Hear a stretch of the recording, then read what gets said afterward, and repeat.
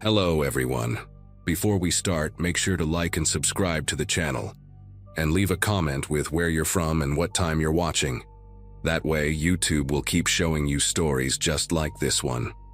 Now, let's begin. My cousin Bryce always said I had more stubbornness than sense, and that Sunday morning in the Cascades proved him right, in the worst possible way. I was driving a beat-up Chevy Silverado through Stevens Pass, hauling cardboard boxes full of everything I owned after my divorce had finalized 3 months earlier. Most guys from my high school class of 2005 were settled into mortgages and raising their second kids by then. But there I was, relocating from Portland to Spokane for a warehouse supervisor gig that promised a fresh start.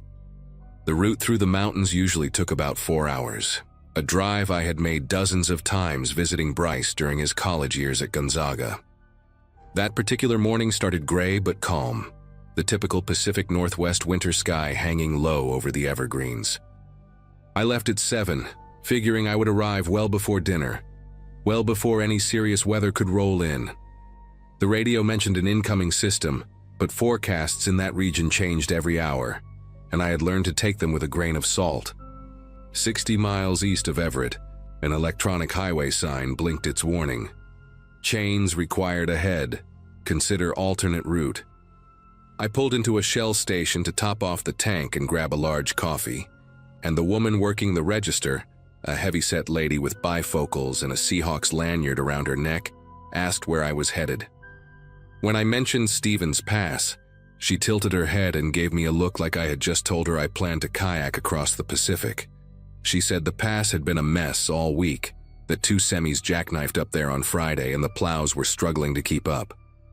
The smart money, she told me, was on taking the long way around through Wenatchee, adding maybe 3 hours but guaranteeing I would actually arrive. I thanked her, grabbed my coffee, and walked back to my truck without changing my plans. Bryce was expecting me for dinner. I had a job orientation first thing Monday, and those patches of blue sky breaking through the clouds to the east seemed like a good enough omen to keep going. The snow started falling about 20 minutes past the gas station, light flurries at first that danced across my windshield like confetti.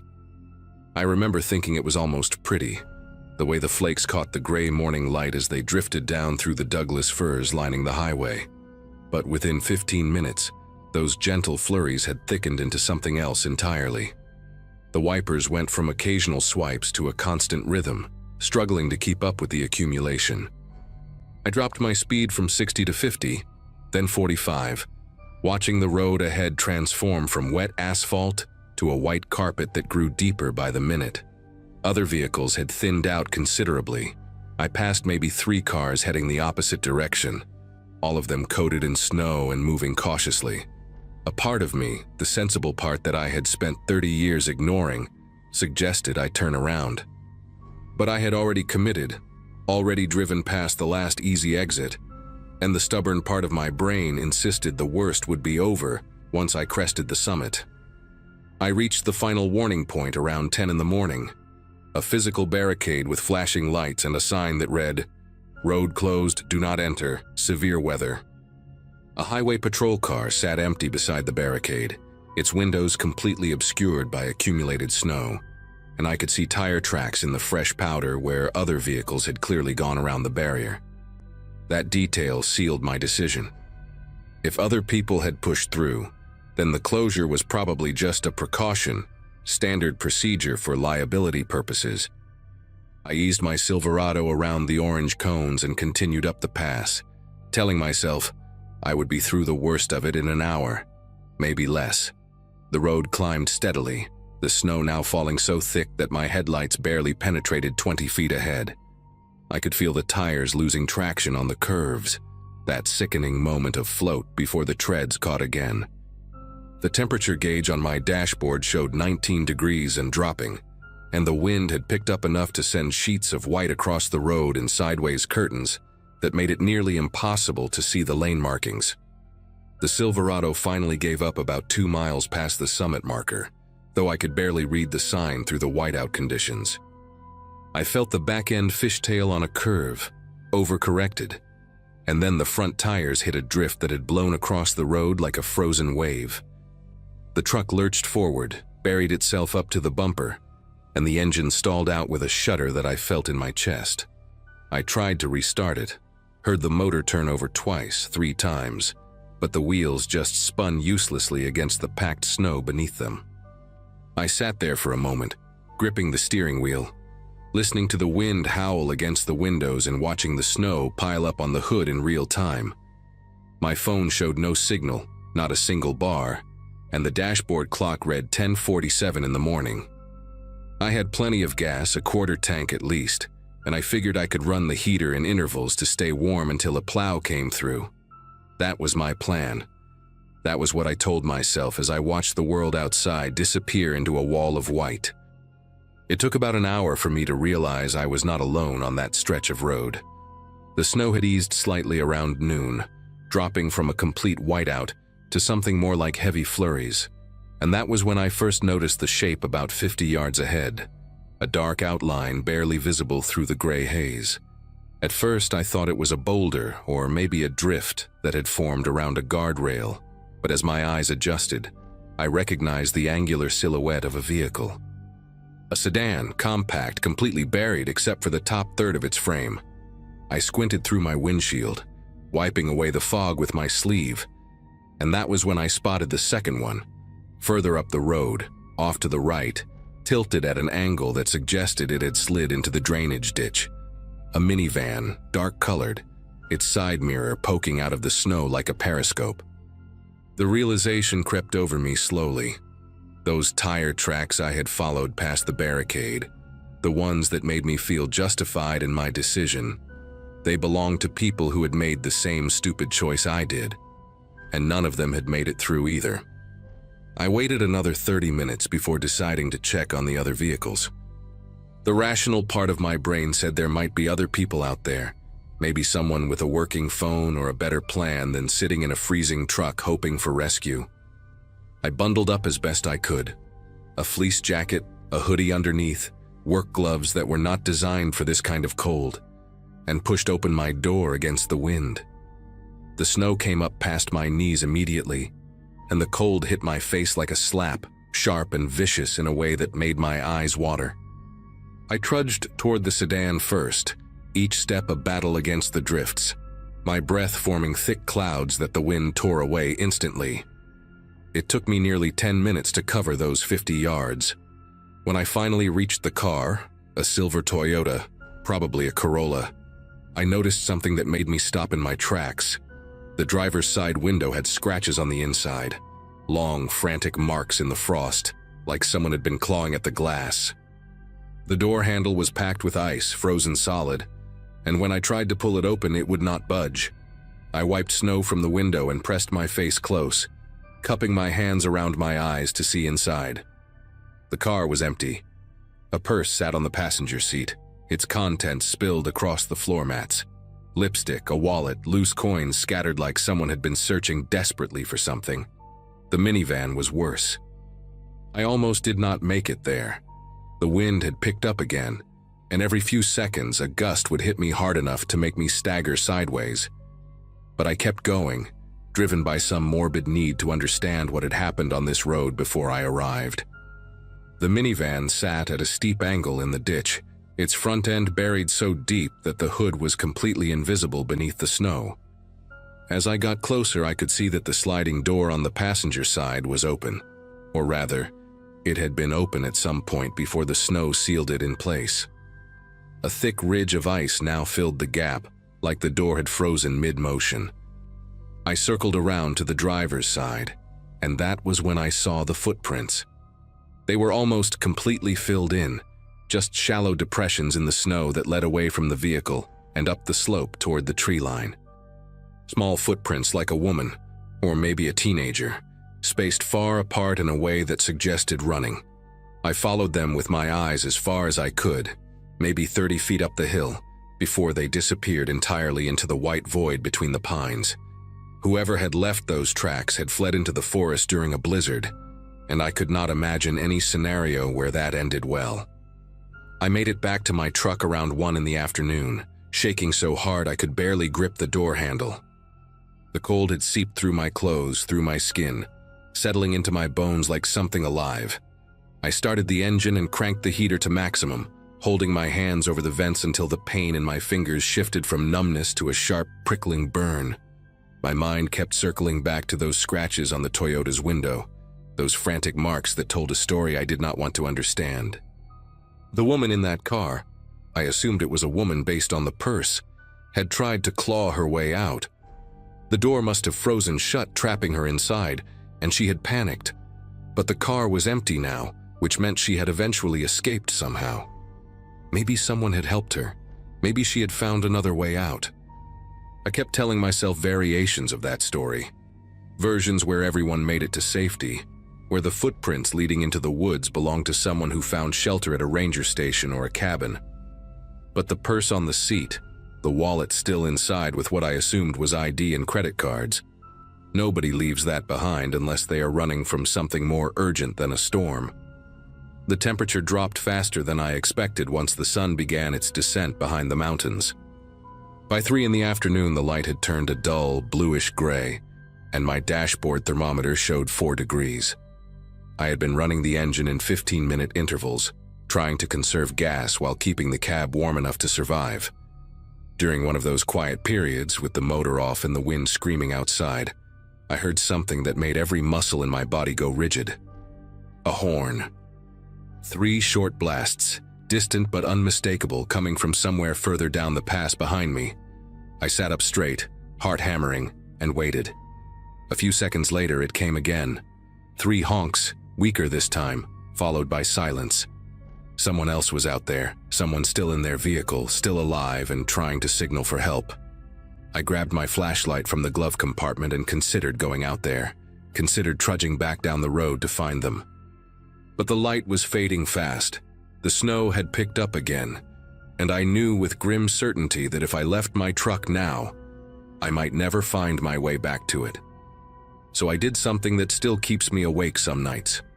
I stayed where I was. I listened to that horn go silent and I did nothing. The night that followed was the longest of my life. I ran out of gas around 8 in the evening, and after that the cold became something I cannot adequately describe to anyone who has not experienced it. It was not just uncomfortable, it was predatory, relentless, squeezing the warmth out of my body degree by degree. I wrapped myself in everything I had, a sleeping bag from my camping gear, 2 jackets layered over each other, a wool blanket I'd packed for my new apartment. I curled into a ball on the back seat and watched my breath form crystals in the air, watched the frost creep across the inside of the windows like a living thing spreading its fingers. Sleep came in short, dangerous bursts. I would drift off for 20 minutes and wake up shivering so violently that my teeth ached. At some point during the darkest hours, I heard another sound outside, something that was not wind. Footsteps. Slow, crunching footsteps moving past my truck, heading up the road toward the buried sedan. I wanted to call out, wanted to bang on the window and signal for help, but something stopped me. The footsteps were too steady, too deliberate for someone struggling through waist-deep snow. They moved with a purpose I did not understand, and by the time I convinced myself to look out the frosted window, there was nothing to see but darkness and swirling white. The rescue team found me around 6 the next morning, a convoy of snowplows and emergency vehicles that had started clearing the pass at first light. I was hypothermic, barely coherent, mumbling about horns and footprints and scratches on windows. They loaded me into an ambulance and wrapped me in thermal blankets, and I remember the paramedic, a young guy with a beard and kind eyes, telling me I was lucky to be alive. It was not until 2 days later, recovering in a hospital in Wenatchee, that I learned the full scope of what had happened on Stevens Pass that night. 3 other people had ignored the road closure, same as me. An elderly man in a Honda SUV was found dead from cardiac arrest, his vehicle buried a quarter-mile behind where I'd been stuck. He was the one honking for help, the one I had abandoned. A young mother and her teenage daughter had been in the minivan. The daughter was found alive but severely frostbitten, huddled in a maintenance shed about a mile up the mountain. Her mother was not so fortunate. They found her body in the woods, 200 yards from the road, frozen in a seated position against a tree. The official report said she had become disoriented, trying to find help and succumbed to exposure. But her daughter, when she was well enough to talk, told a different story. She said they had seen someone walking on the road that night, a figure moving through the storm without a flashlight, without struggling against the snow. Her mother had gone out to flag them down, to ask for help. She never came back. I never made it to that job orientation in Spokane. Bryce drove down to Wenatchee to pick me up from the hospital, and I spent 2 weeks at his place recovering, both physically and mentally. The frostbite on my fingers healed, leaving only some numbness in my left pinky that flares up in cold weather. The other wounds took longer. I spent months wondering about that figure the girl described, running through every possible explanation. Maybe it was another stranded driver, delirious from hypothermia, wandering the pass in a confused state. Maybe it was a local who lived nearby and had ventured out to check on the road. The police investigated but found nothing conclusive. No footprints survived the storm. No witnesses besides a traumatized teenager whose account was dismissed as shock-induced confusion. I moved to Spokane eventually, took a different job, built a quiet life far from mountain passes and winter storms. But every December, when the snow starts falling and the weather reports warn about dangerous conditions, I think about that night. I think about the horn I ignored, the scratches on that frozen window, the footprints leading into the woods. And I think about what the girl said, about her mother walking towards someone who was moving through a blizzard like it was nothing, like the cold did not touch them. I have no answers, just a rule I follow without exception now. When a road is closed, I turn around. Some warnings are not suggestions. Some mistakes you only get to make once.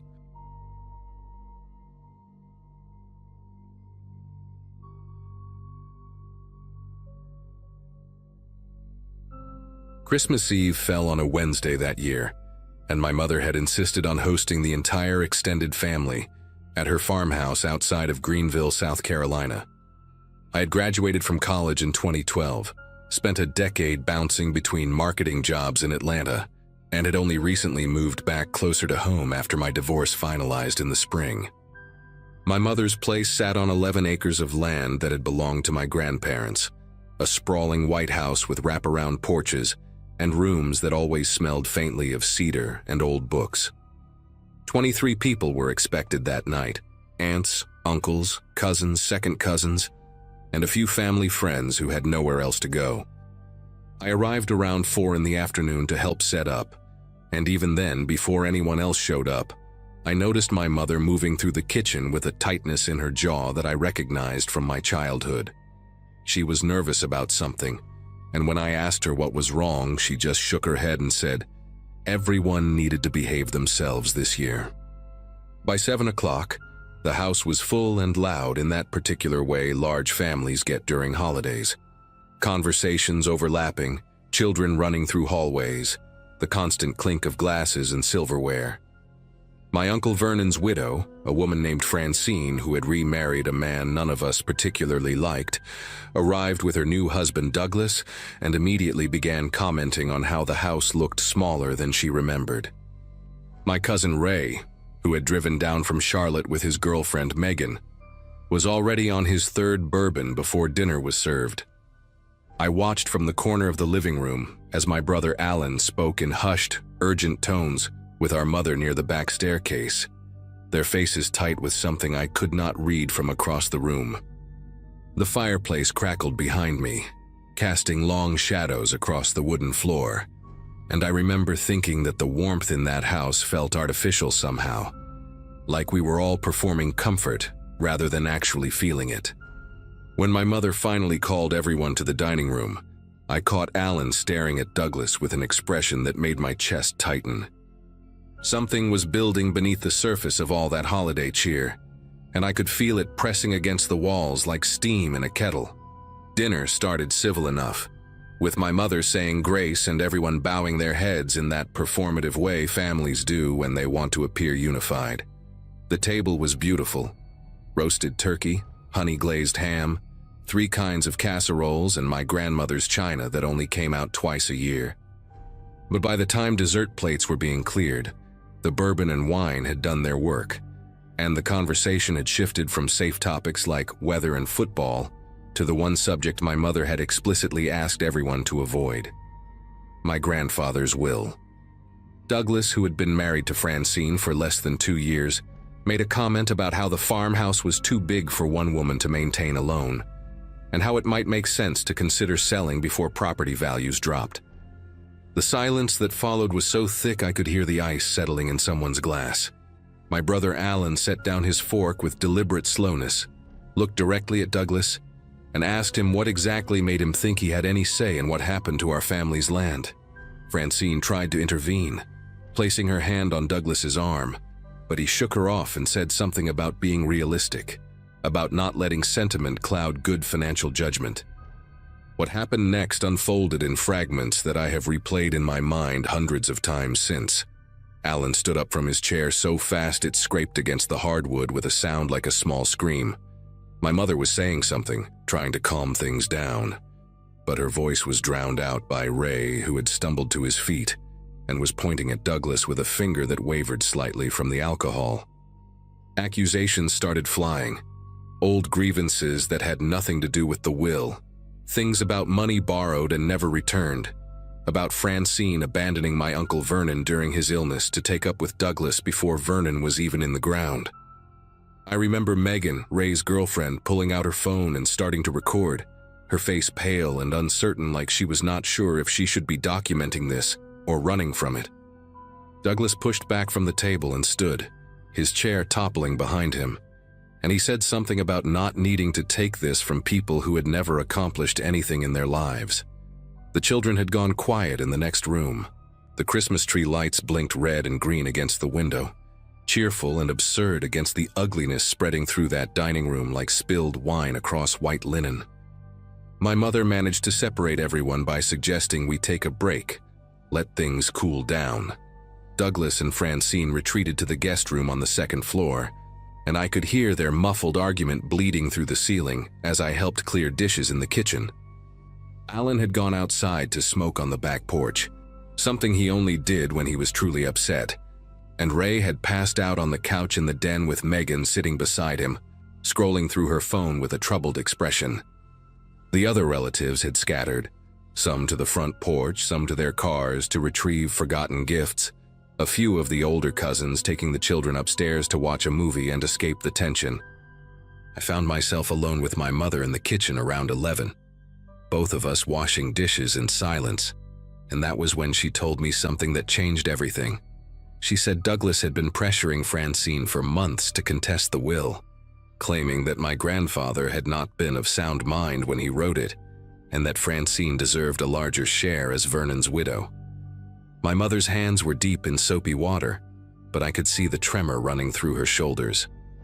She said Alan had found emails between Douglas and a lawyer in Charlotte, emails that outlined a strategy to claim the farmhouse and the land, and that Alan had confronted Douglas about it 3 weeks earlier in a phone call that had ended with threats on both sides.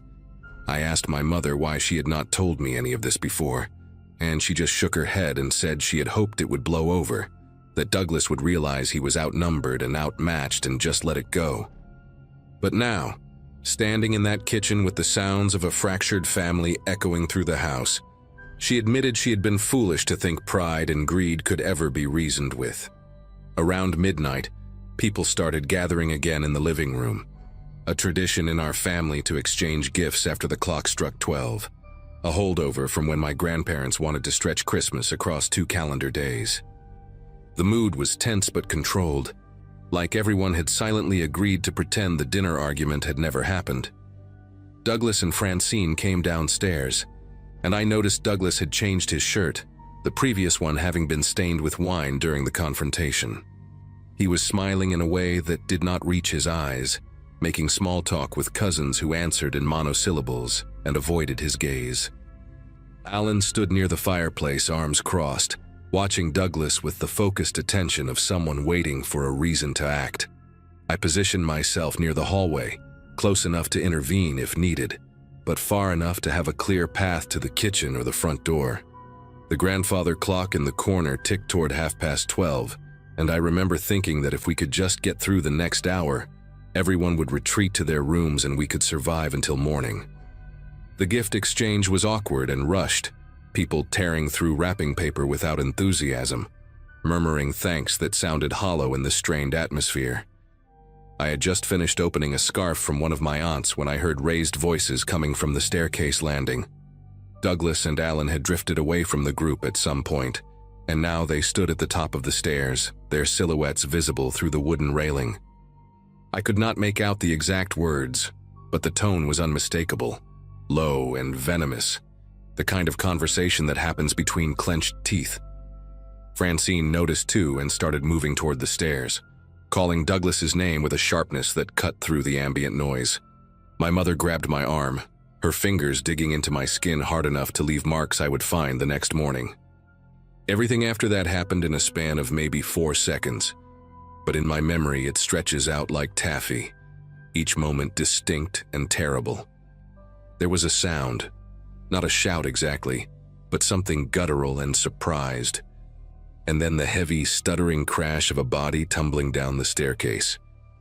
Douglas came down those stairs in a way no conscious person ever would, his limbs loose and flailing, his head striking the banister twice before he landed in a heap at the bottom, one leg bent at an angle that made my cousin's daughter start screaming from the doorway of the den. Chaos erupted in a way that felt both instantaneous and impossibly slow. Francine was screaming Douglas's name over and over, pushing past people to reach him, her hands hovering over his body like she was afraid to touch him and confirm what we could all already see. His neck was wrong, tilted in a direction that necks do not tilt, and his eyes were open but looking at nothing, fixed on a point somewhere past the ceiling.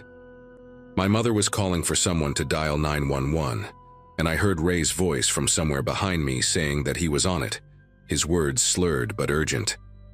Alan had not moved from the top of the stairs.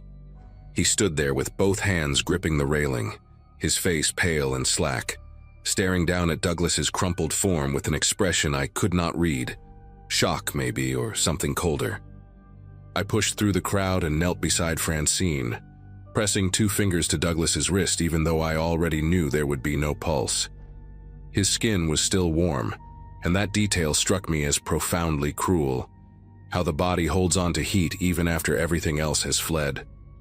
Someone had turned off the Christmas music that had been playing softly from the speakers, and in the silence I could hear Francine's ragged breathing, the distant wail of the ambulance that Ray had summoned, and my own heartbeat pounding so loud in my ears it seemed impossible that no one else could hear it. The paramedics arrived within 15 minutes, followed closely by 2 sheriff's deputies who took statements from everyone present. Alan told them he and Douglas had been talking on the landing, that Douglas had been drinking heavily and stumbled backward, losing his balance and falling before Alan could grab him. His voice was steady when he said this, his eyes meeting the deputies without wavering, and I watched him sign the written statement with a hand that did not tremble. Francine was too hysterical to give a coherent account, and the deputies decided to interview her the following day once she had calmed down. The rest of us corroborated what we could. Yes, there had been tension at dinner. Yes, Douglas had been drinking. Yes, we had heard raised voices but had not seen the actual fall. The deputies seemed satisfied, treating the whole thing as a tragic accident, the kind of thing that happens when alcohol and steep old staircases mix. By 3 in the morning, Douglas's body had been taken away. Francine had been sedated by a doctor someone called, and the remaining family members had either gone to bed or driven home in stunned silence. I lay awake in my childhood bedroom, staring at the ceiling, listening to the house settle around me.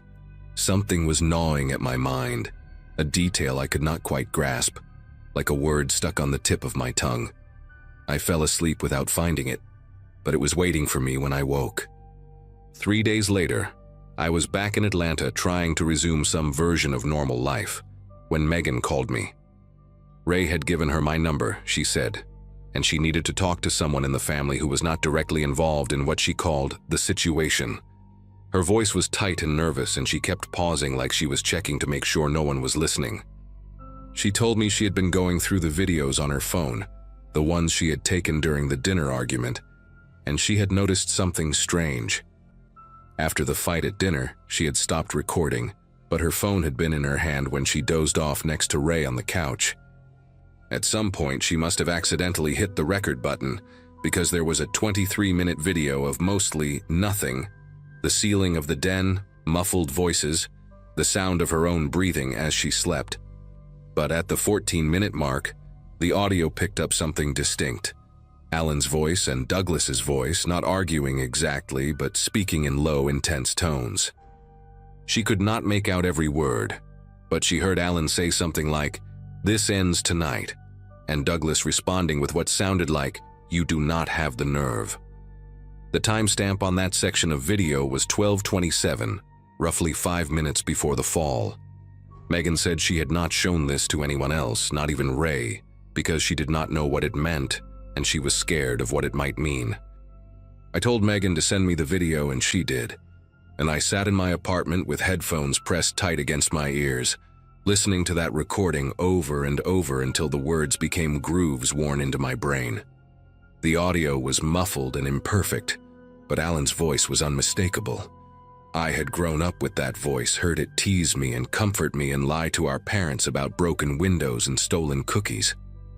"This ends tonight," he said, and there was something in his tone I had never heard before, something flat and final like a door closing. I called my mother the next morning and asked her, as casually as I could manage, what Alan had told the insurance investigator who had come by to assess the circumstances of Douglas's death. She went quiet for a long moment, then asked me why I wanted to know. I said I was just trying to process everything, and she accepted that, telling me Alan had repeated the same story. Douglas stumbled. Alan tried to catch him. It all happened too fast. But then she mentioned something that sent a cold spike through my chest. She said Francine had finally given her statement to the deputies, and in it she claimed that Douglas's phone was missing. He always kept it in his back pocket, she said, but it was not on his body when the paramedics arrived, and no one had been able to find it since. Francine was convinced someone had taken it, though she could not say who or why, and the deputies had noted her concern, but seemed to consider it a minor detail in the larger tragedy. But I knew it was not a minor detail. Douglas had been documenting everything: the emails with the lawyer, the text messages with Francine about the will, probably recordings of his own conversations with family members. If someone wanted to erase evidence of premeditation or motive, that phone would be the first thing to disappear. I thought about calling the sheriff's office, about handing over Megan's recording and telling them about the missing phone and the emails Alan had found. But every time I reached for my own phone, I pictured my brother's face, my mother's face, the farmhouse that had held 4 generations of my family. I thought about what it would mean to accuse Alan publicly, to tear apart what remained of our family over suspicions I could not prove, and a recording that might mean nothing at all. In the end, I did something I am not proud of.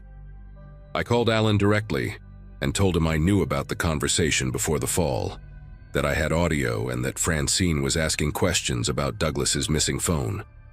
The silence on his end of the line lasted so long, I thought he had hung up. When he finally spoke, his voice was calm and measured, and he said only this: Douglas was going to destroy everything our grandparents built. He fell. That is what happened, and that is what everyone believes, and you need to ask yourself what kind of sister you want to be. He hung up before I could respond. I still have Megan's recording saved on a hard drive in my closet. I still think about Francine, alone in some other state now, living with a grief I helped shape by staying silent. Some nights I convince myself that Douglas really did stumble, that Alan's words were just the frustrated venting of a man protecting his family, that the missing phone was lost in the chaos and nothing more.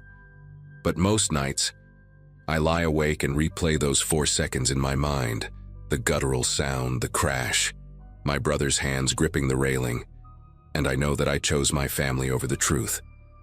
I do not know if I will ever be able to live with that choice, but I have learned that living with it and making peace with it are 2 very different things.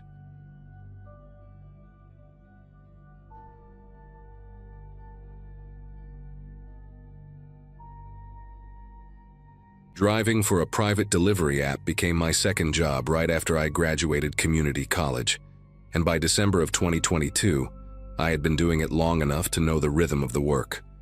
26 years old, splitting my time between warehouse shifts and evening deliveries, finally putting some real money aside for the first time in my life.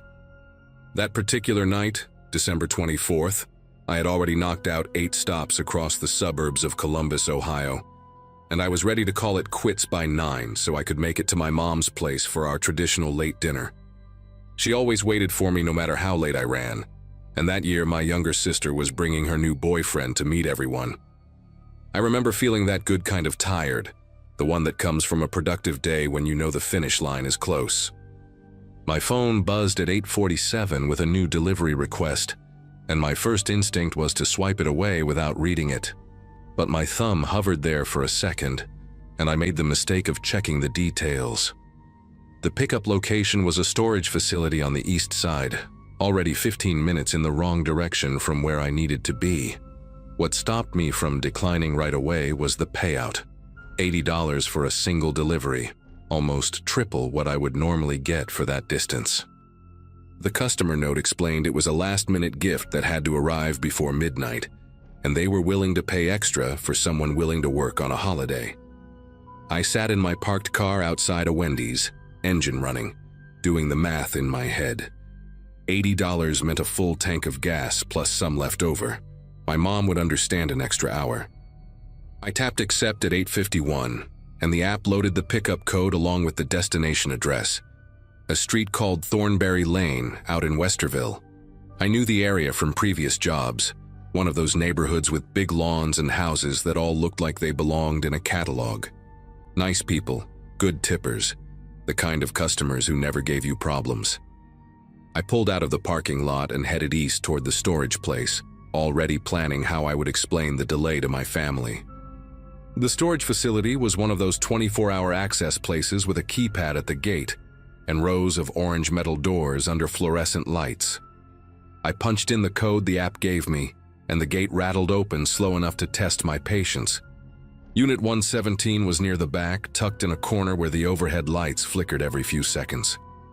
When I unlocked it with the second code, I found exactly what the job description said. A single cardboard box, maybe 2 feet by 2 feet, sitting alone on the concrete floor of an otherwise empty unit.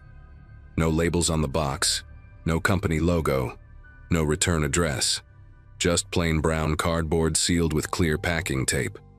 It was lighter than I expected when I picked it up, maybe 5 or 6 pounds at most. I remember thinking it was strange that someone would rent a whole storage unit just for one box. But people do weird things, and I'd learned not to ask questions. I loaded it into my back seat, locked up the unit, and got back on the road by 9:20. Thornberry Lane turned out to be about 25 minutes from the storage place, and I spent most of the drive listening to a podcast about unsolved disappearances. Kind of ironic now that I think about it.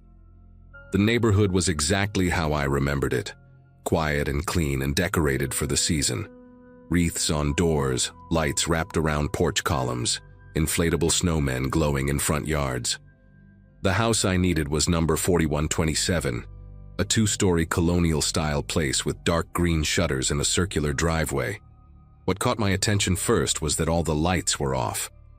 Not just dim, but completely dark. No Christmas lights outside, no glow from the windows, nothing. Every other house on the block was lit up like a postcard, but this one looked like nobody was home. I pulled into the driveway at 9:48, and the app automatically logged my arrival time along with my GPS coordinates. Standard procedure, nothing unusual. I grabbed the box from the back seat and walked up to the front door, my breath visible in the cold air. I rang the doorbell and waited. Nothing. I could hear the chime echo inside the house, a 2-tone sound that seemed louder than it should have been in all that silence. After maybe 30 seconds, I knocked 3 times on the door. Firm knocks, the kind that would wake someone up if they were sleeping. Still nothing. The delivery instructions on the app said to leave the package on the porch if no one answered, which was common enough for this kind of job. But something made me hesitate before I just dropped it and left. The front door had a narrow window panel on the right side, frosted glass with a decorative pattern, and I leaned in close to see if I could make out any movement inside. What I saw was just darkness and vague shapes of furniture in what looked like a living room. No Christmas tree, which struck me as odd for a family home on that night. I stepped back and looked at the windows on the second floor, and that is when I noticed one of them was open about 6 inches. Not a lot, but enough to be strange on a night when the temperature was below freezing. I stood there on the porch for probably a full minute, trying to decide what to do. The open window bothered me, but it was not really my business. People forget things, leave windows cracked for ventilation, whatever. My job was to deliver a package, not to investigate why someone's house looked abandoned on the one night when every other family was home together. I set the box down on the porch right next to the door, took a photo with my phone for the delivery confirmation, and walked back to my car.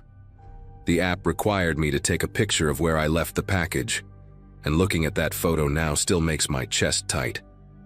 You can see the box sitting there, the dark door behind it, and if you look at the bottom right corner of the frame, there is a reflection in the glass panel.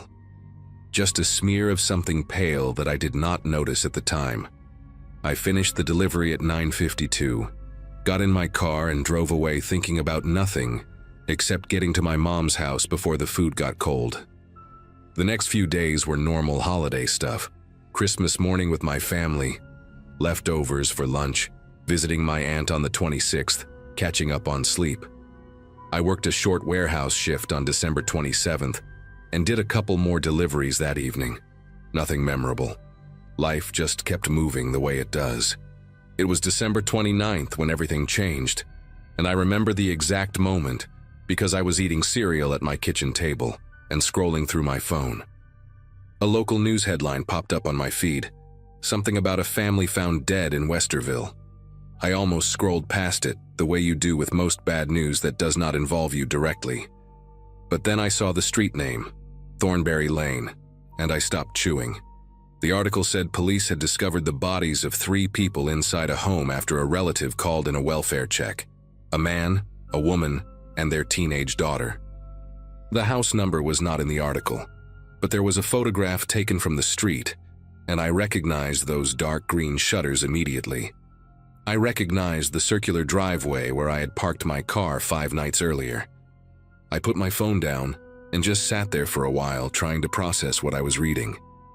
The article did not give many details about what happened inside that house, just that police were treating it as a homicide investigation, and that the medical examiner was working to establish a timeline.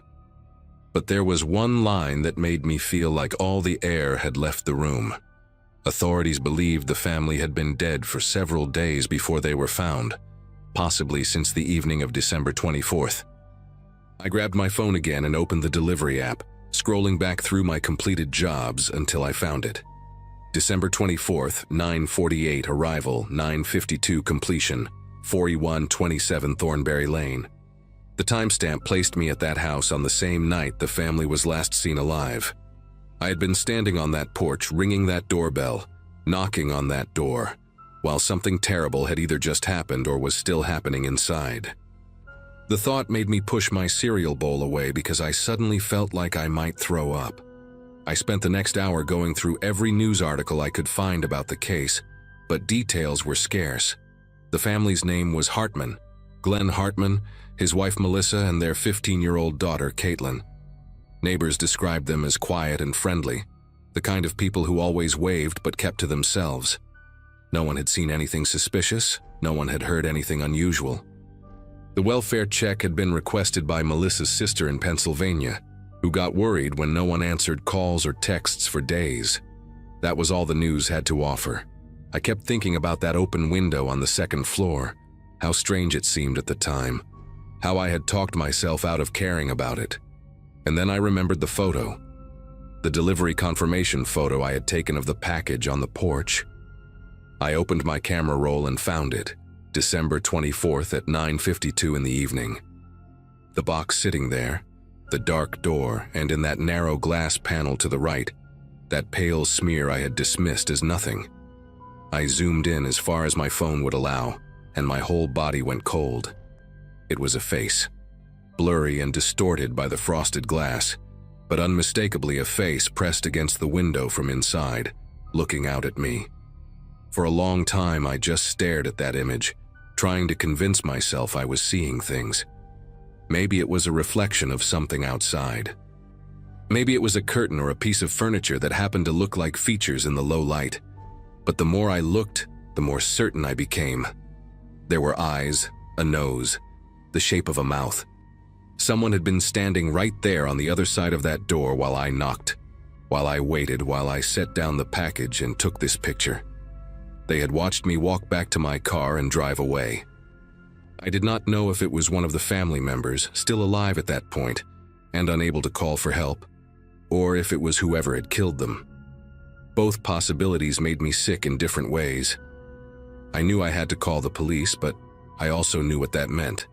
I would have to explain why I was there, show them my delivery records, hand over this photo.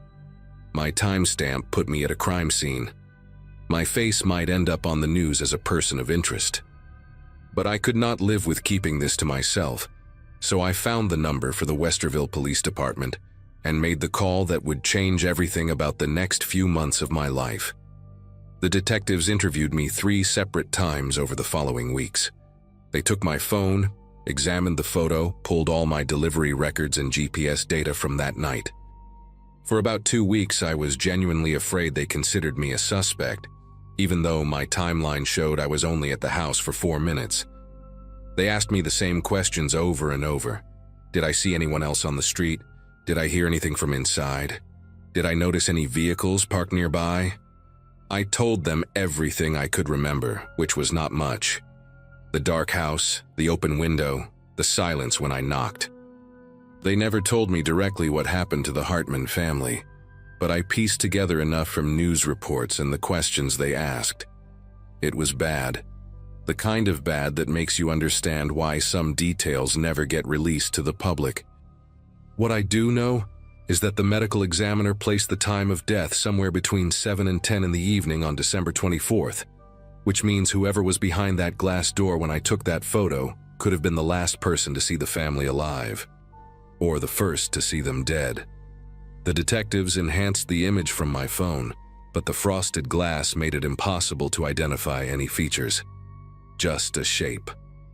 Just proof that someone was there, watching me, breathing on the other side of that door while I stood 3 feet away. The case is still open. That is what the detective told me the last time we spoke, about 8 months after my initial call. No arrests, no named suspects, no clear motive. The storage unit where I picked up the package had been rented under a fake name with a prepaid card, and the delivery request came through a burner account that was deleted within hours of my completion. Whoever ordered that delivery wanted someone, anyone, to show up at that house on that specific night and leave a digital trail. I still do not understand why. Maybe they wanted a witness who could establish that the family was already gone by a certain time. Maybe they wanted someone else's GPS data at the scene to confuse the investigation. Maybe I will never know. The box I delivered was empty when police recovered it from the porch, just cardboard and tape and nothing inside. I think about that night more often than I should, especially around the holidays. I think about how I almost declined that job, how $80 seemed worth the detour, how I stood on that porch and felt something was wrong but walked away anyway.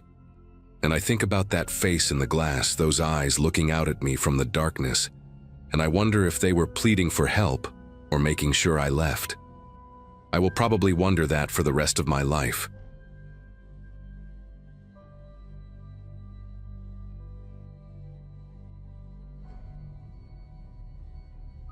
Cold snaps in rural Ohio are nothing new, but January of 2018 brought something different.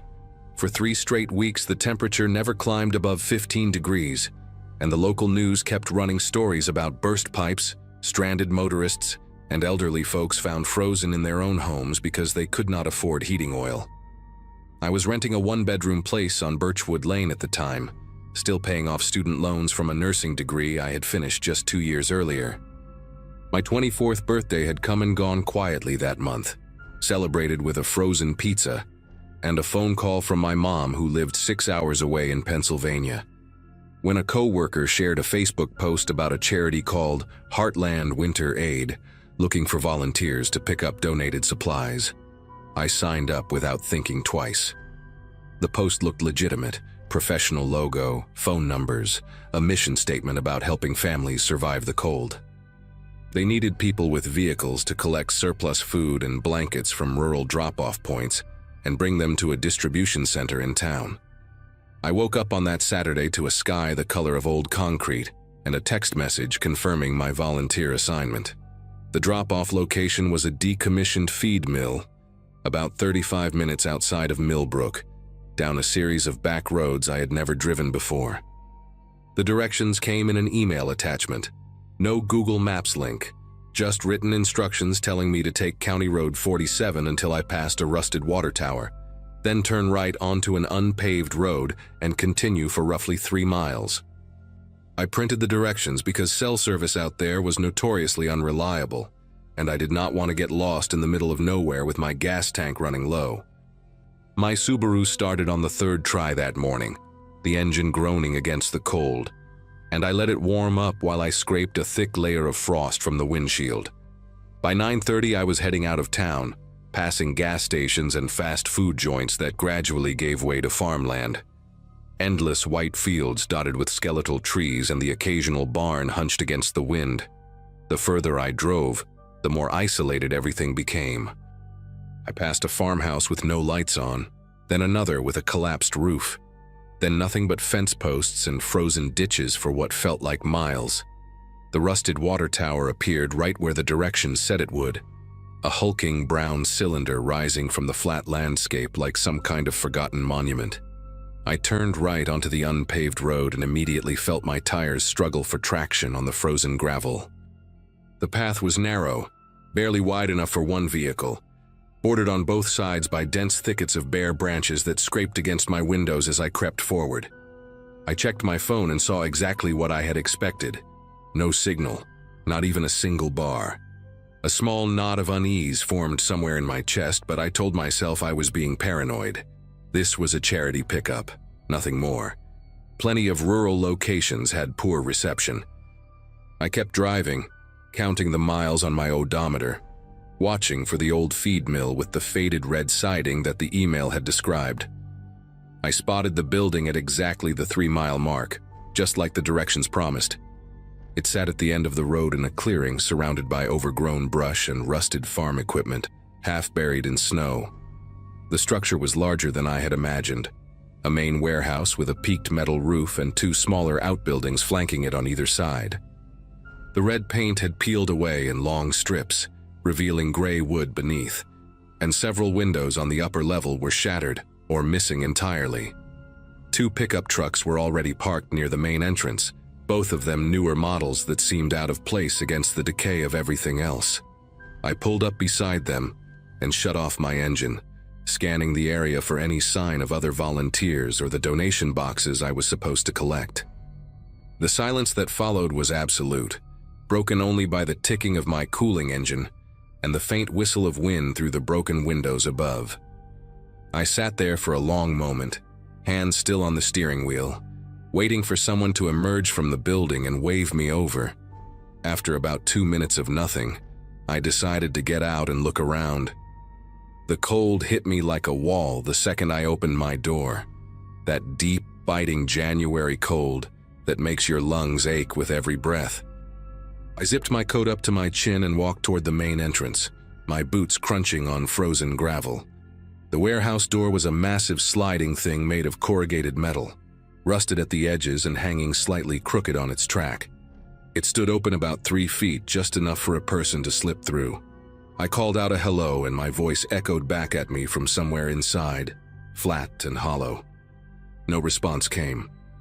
I was about to call out again when I heard footsteps behind me, and I turned to find 2 men walking toward me from the direction of the smaller outbuilding on the left.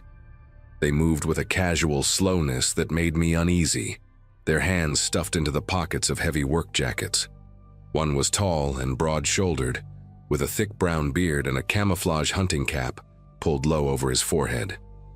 The other was shorter, wiry with pale skin and a shaved head that made his ears look too large for his face. The bearded one spoke first, his voice carrying across the frozen air between us. He asked if I was the volunteer, and I said yes, that I was here to pick up the donation boxes for Heartland Winter Aid. Something shifted in his expression when I said that. A flicker of amusement, maybe, or recognition. The shorter one had circled around to my right, positioning himself between me and my car in a way that seemed deliberate. I felt a pulse of alarm shoot through my body, a primal warning signal that I tried to ignore. The bearded man told me there had been a change of plans, that the donations were being stored in the back building, and I would need to help them load everything. He gestured toward the outbuilding behind him, the one with no windows and a padlock hanging open on its door. I told him I would just pull my car around to make loading easier. But when I turned to walk back to my Subaru, the shorter man was already standing beside the driver's side door, his hand resting on the handle. He smiled at me, a thin and joyless thing that never reached his eyes, and said there was no need for that. That was when everything changed. The bearded man dropped all pretense of friendliness and told me I had made a mistake coming here. He said people like me were always trying to steal from them, showing up to take what did not belong to them. I tried to explain that I was just a volunteer, that someone from the charity had sent me, but my words seemed to bounce off him without making any impact. His voice got louder, angrier, accusing me of being part of some scheme to rob them of their donations. None of it made sense. There were no donations here, no boxes, no supplies, nothing but abandoned buildings and frozen dirt. The shorter man had pulled something from his pocket, and when I glanced over I saw it was a knife with a black handle and a blade about 4 inches long. He was not pointing it at me, just holding it loosely at his side, but the message was clear enough. My heart was hammering so hard I could feel it in my throat. I raised my hand slowly and told them I did not want any trouble, that I would leave right now and never come back, that I would forget I ever saw this place. The bearded man stepped closer, close enough that I could smell cigarette smoke on his jacket and see the broken capillaries in his nose. He asked me where my phone was, and I lied without thinking, said I had left it at home. He did not believe me. He told the shorter one to check my pockets, and before I could react, the wiry man was behind me, his free hand digging into my coat while the knife stayed visible in the other. He found my phone in my inside pocket and tossed it to the bearded man, who caught it and immediately powered it off. Then he asked about my purse, my wallet, anything else of value. I told him my purse was in the car, on the passenger seat, and he sent the shorter man to retrieve it. I stood there in the freezing cold, my breath coming in short white puffs, watching a stranger rifle through my belongings. He pulled out my wallet, counted the $43 I had inside, and pocketed the cash along with my debit card. He found my keys too, the ones I had stupidly left in the center console, and he held them up with a look that made my insides turn to water. The bearded man told me to start walking toward the windowless outbuilding. I did not move. Every instinct I had was screaming at me that if I went inside that building, I would never come out. I told him no, that he could take my car, take everything, but I was not going in there. For a moment, he just stared at me like he was deciding something. Then the shorter man moved, quick as a snake, and I felt the cold edge of the blade press against the side of my neck. Not cutting, just resting there, a promise of what could happen. The bearded man leaned in close and said that I could walk on my own 2 feet, or they could drag me. Those were my options. My legs started moving before my brain had fully processed the threat, carrying me toward that building, like they belonged to someone else. The shorter man stayed right behind me, close enough that I could hear his breathing, while the bearded one walked ahead to push open the heavy wooden door. Inside was darkness, and a smell that hit me before my eyes could adjust. Something rotten and chemical, like old meat mixed with gasoline. They shoved me inside and the door slammed shut behind me. For a few seconds I could not see anything at all, just black emptiness pressing in from every direction. Then the bearded man switched on a flashlight and I saw where they had brought me. The outbuilding was maybe 20 feet by 30 feet, with a concrete floor stained dark in patches and bare wooden walls covered in water damage and mold. In one corner sat a metal folding chair with duct tape wrapped around the armrests. In another corner was a pile of what looked like clothing: coats, scarves, a single snow boot lying on its side. Along the back wall, someone had stacked plastic bins and cardboard boxes, and I noticed several purses and backpacks piled near them. My mind was trying to process what I was seeing, trying to make sense of all these belongings that clearly did not belong to the two men holding me captive. That was when the bearded man told me to sit in the chair, and something in his voice made it clear this was not a request. I do not know what would have happened next if the sound had not come. A car engine, distant but getting closer, rumbling down the gravel road toward the property. Both men went rigid, exchanging a look that told me this was not part of their plan. The bearded one swore under his breath and told the shorter man to go check to see who it was and get rid of them. The shorter man hesitated, glancing at me, and the bearded one snapped at him to move. Once the door opened and closed again, I was alone with the bearded man in that dark building. He had set the flashlight down on one of the boxes, pointing it at the ceiling so it cast a dim glow across everything. His attention was split between me and the door, listening for sounds from outside. I heard voices, the shorter man talking to someone, a woman's voice responding. Another volunteer, maybe, or someone who had gotten lost. Either way, she had no idea what she was walking into. The bearded man muttered something about complications and stepped toward the door, keeping one eye on me.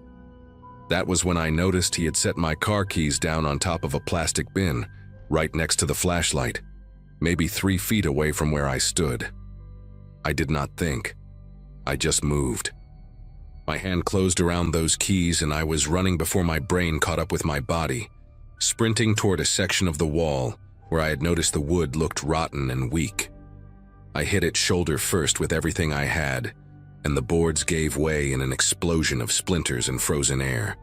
I heard the bearded man shout behind me, but I did not stop, did not look back. I was outside, in the blinding white daylight, my lungs burning as I ran through snow that came up past my ankles. I could see another car parked near the trucks, a green Ford Explorer with a woman standing beside it, looking confused, while the shorter man talked to her with his hands spread wide in a calming gesture. I screamed at her to run, to get in her car and go. She looked at me, saw my face, and something in my expression must have registered because she scrambled for her door. The shorter man lunged at her, but she was already inside, locking the doors. I changed direction and ran for my own car, jamming the key into the ignition with fingers that felt like they belonged to a stranger. The engine turned over on the first try, which felt like some kind of miracle. I threw it into reverse and floored the gas, tires spinning on ice before catching gravel. The bearded man had come around the side of the outbuilding, moving fast, but I was already pulling away. In my rearview mirror, I saw the woman in the Explorer doing the same thing, her tires kicking up a spray of frozen dirt as she reversed toward the road.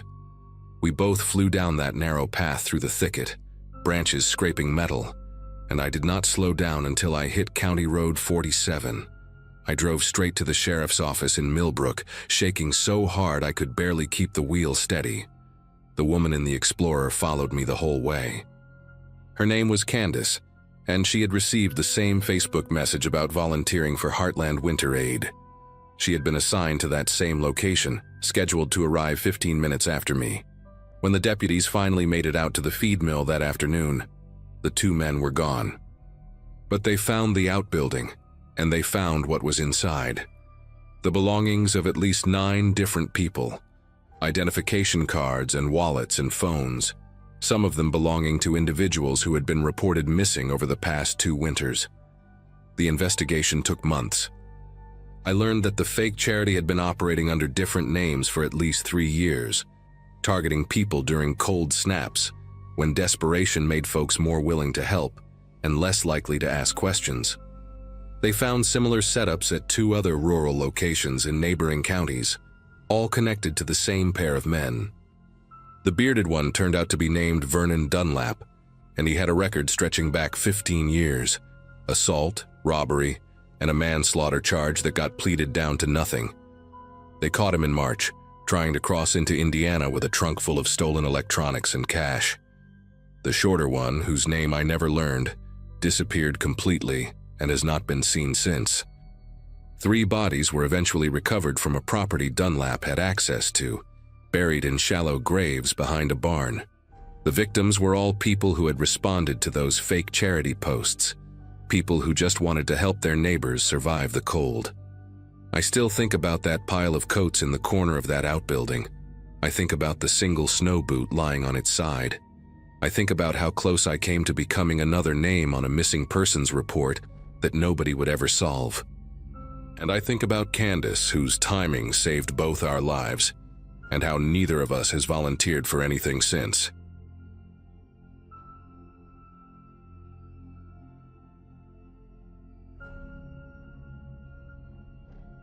Nobody in my family talks about what happened at Bridget's house anymore. If you bring it up, they change the subject. If you push, they get angry. And if you keep pushing, they look at you with this expression that I can only describe as a warning. Like you're about to break something that took a lot of effort to hold together.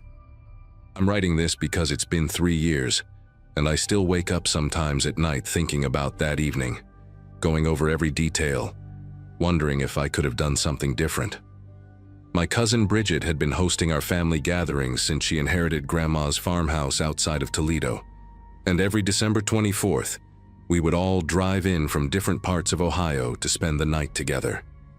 I had just finished my teaching certification that fall, finally done with student loans and night classes, and my girlfriend Nina was visiting her own family in Portland. So I made the 3-hour drive from Columbus alone, feeling good about life for the first time in years.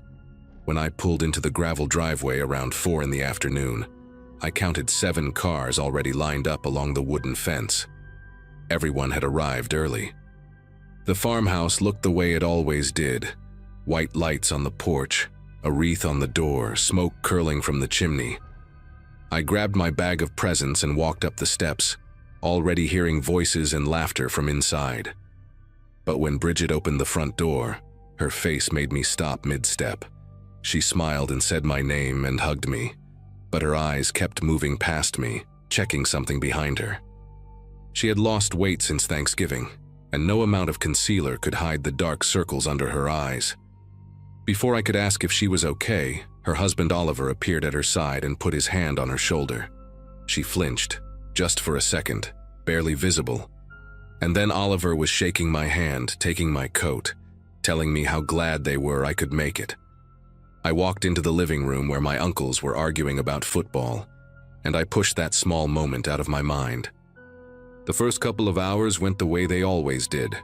My Aunt Francine was in the kitchen with my mom, both of them fussing over the ham and the green bean casserole. The kids, my cousin's 2 boys and my uncle's daughter, were running through the house playing some game that involved a lot of screaming. I sat on the couch with a beer and caught up with my Uncle Ray, who told me about his knee surgery and his new truck in equal detail. Every now and then I would glance toward the kitchen, where Bridget was helping with the food, and I noticed that Oliver was never far from her. He would walk past the doorway, check on her, walk back to the living room.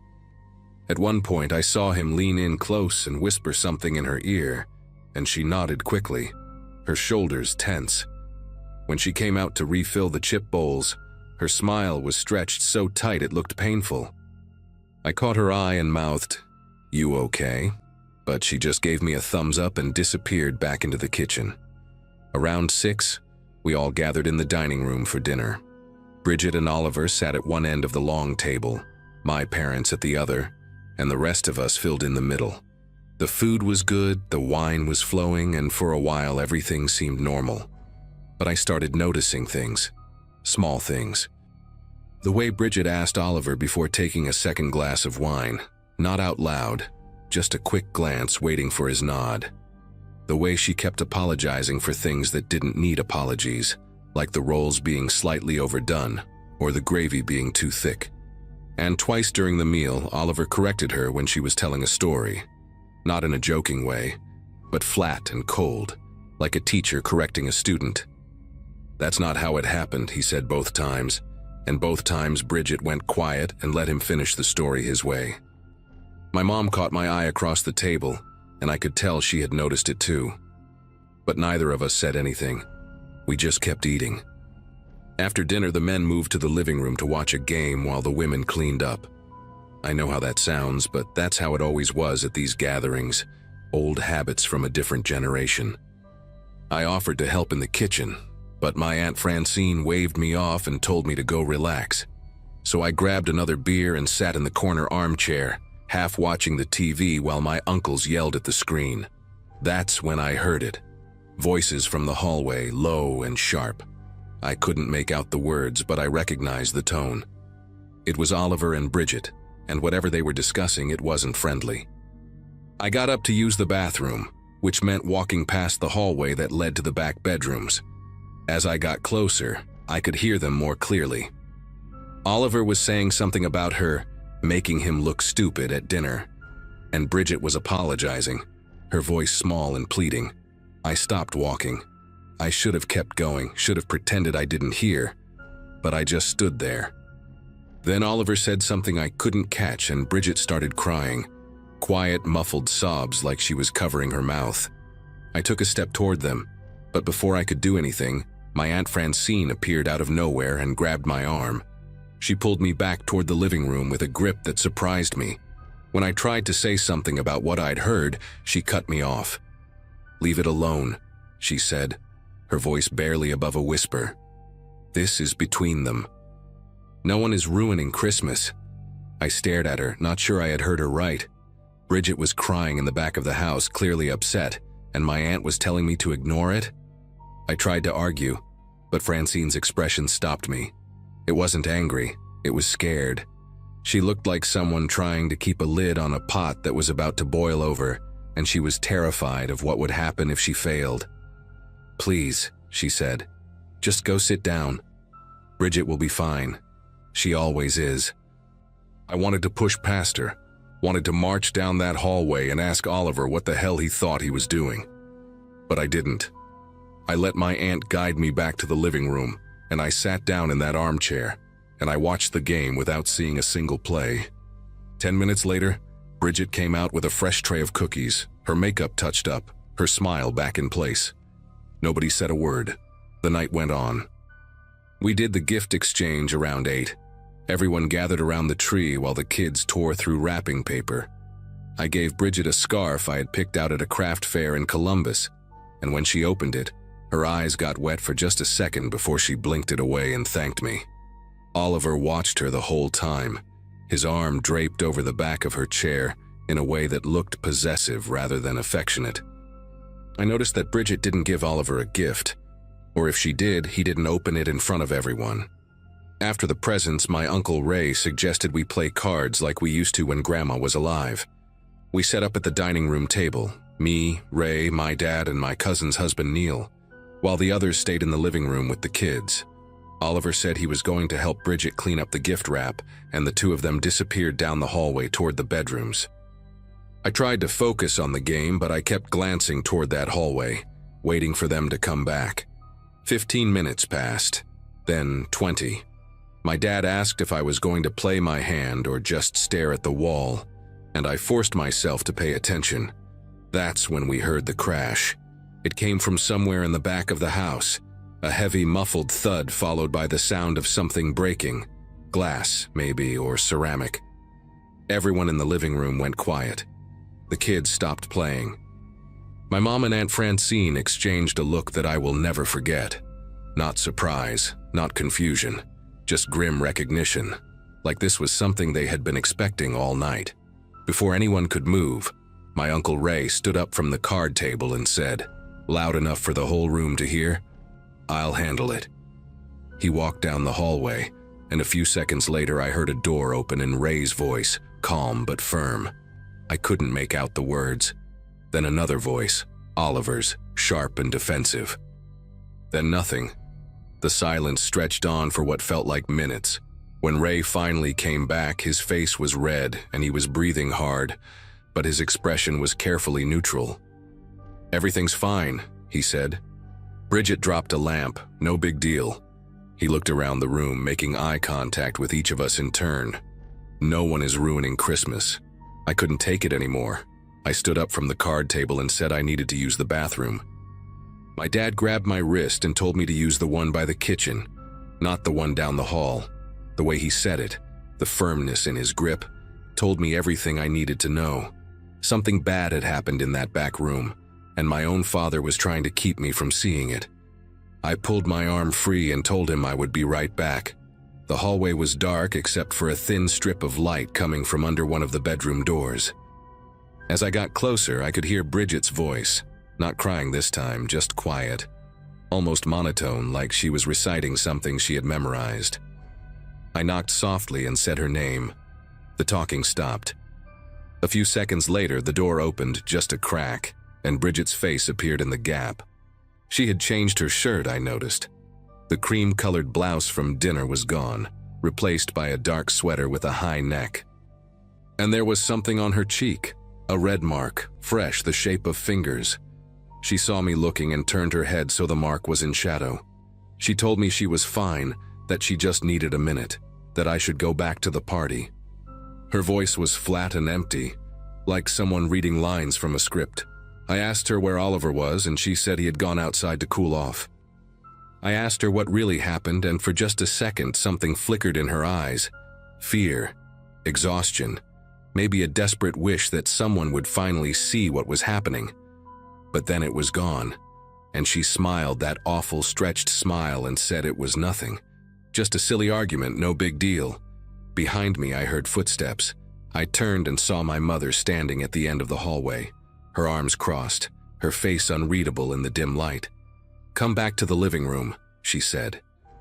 It wasn't a request. Bridget needs some time alone.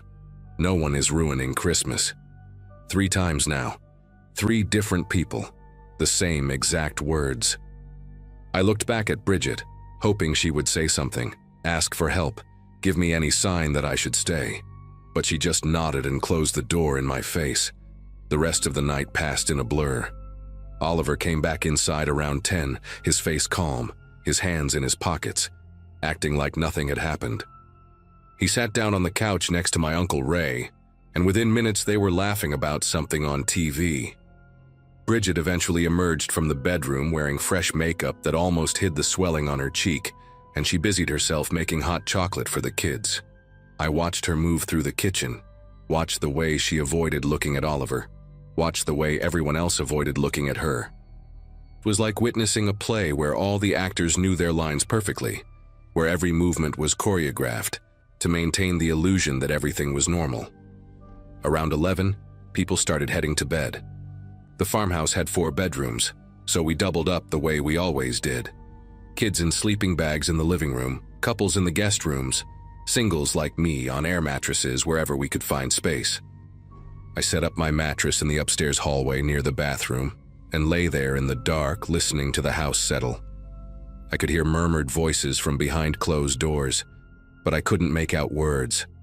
At some point I must have fallen asleep because the next thing I remember is waking up to gray morning light and the sound of my Aunt Francine screaming. I ran downstairs still half asleep, my heart pounding, not sure what I was about to find.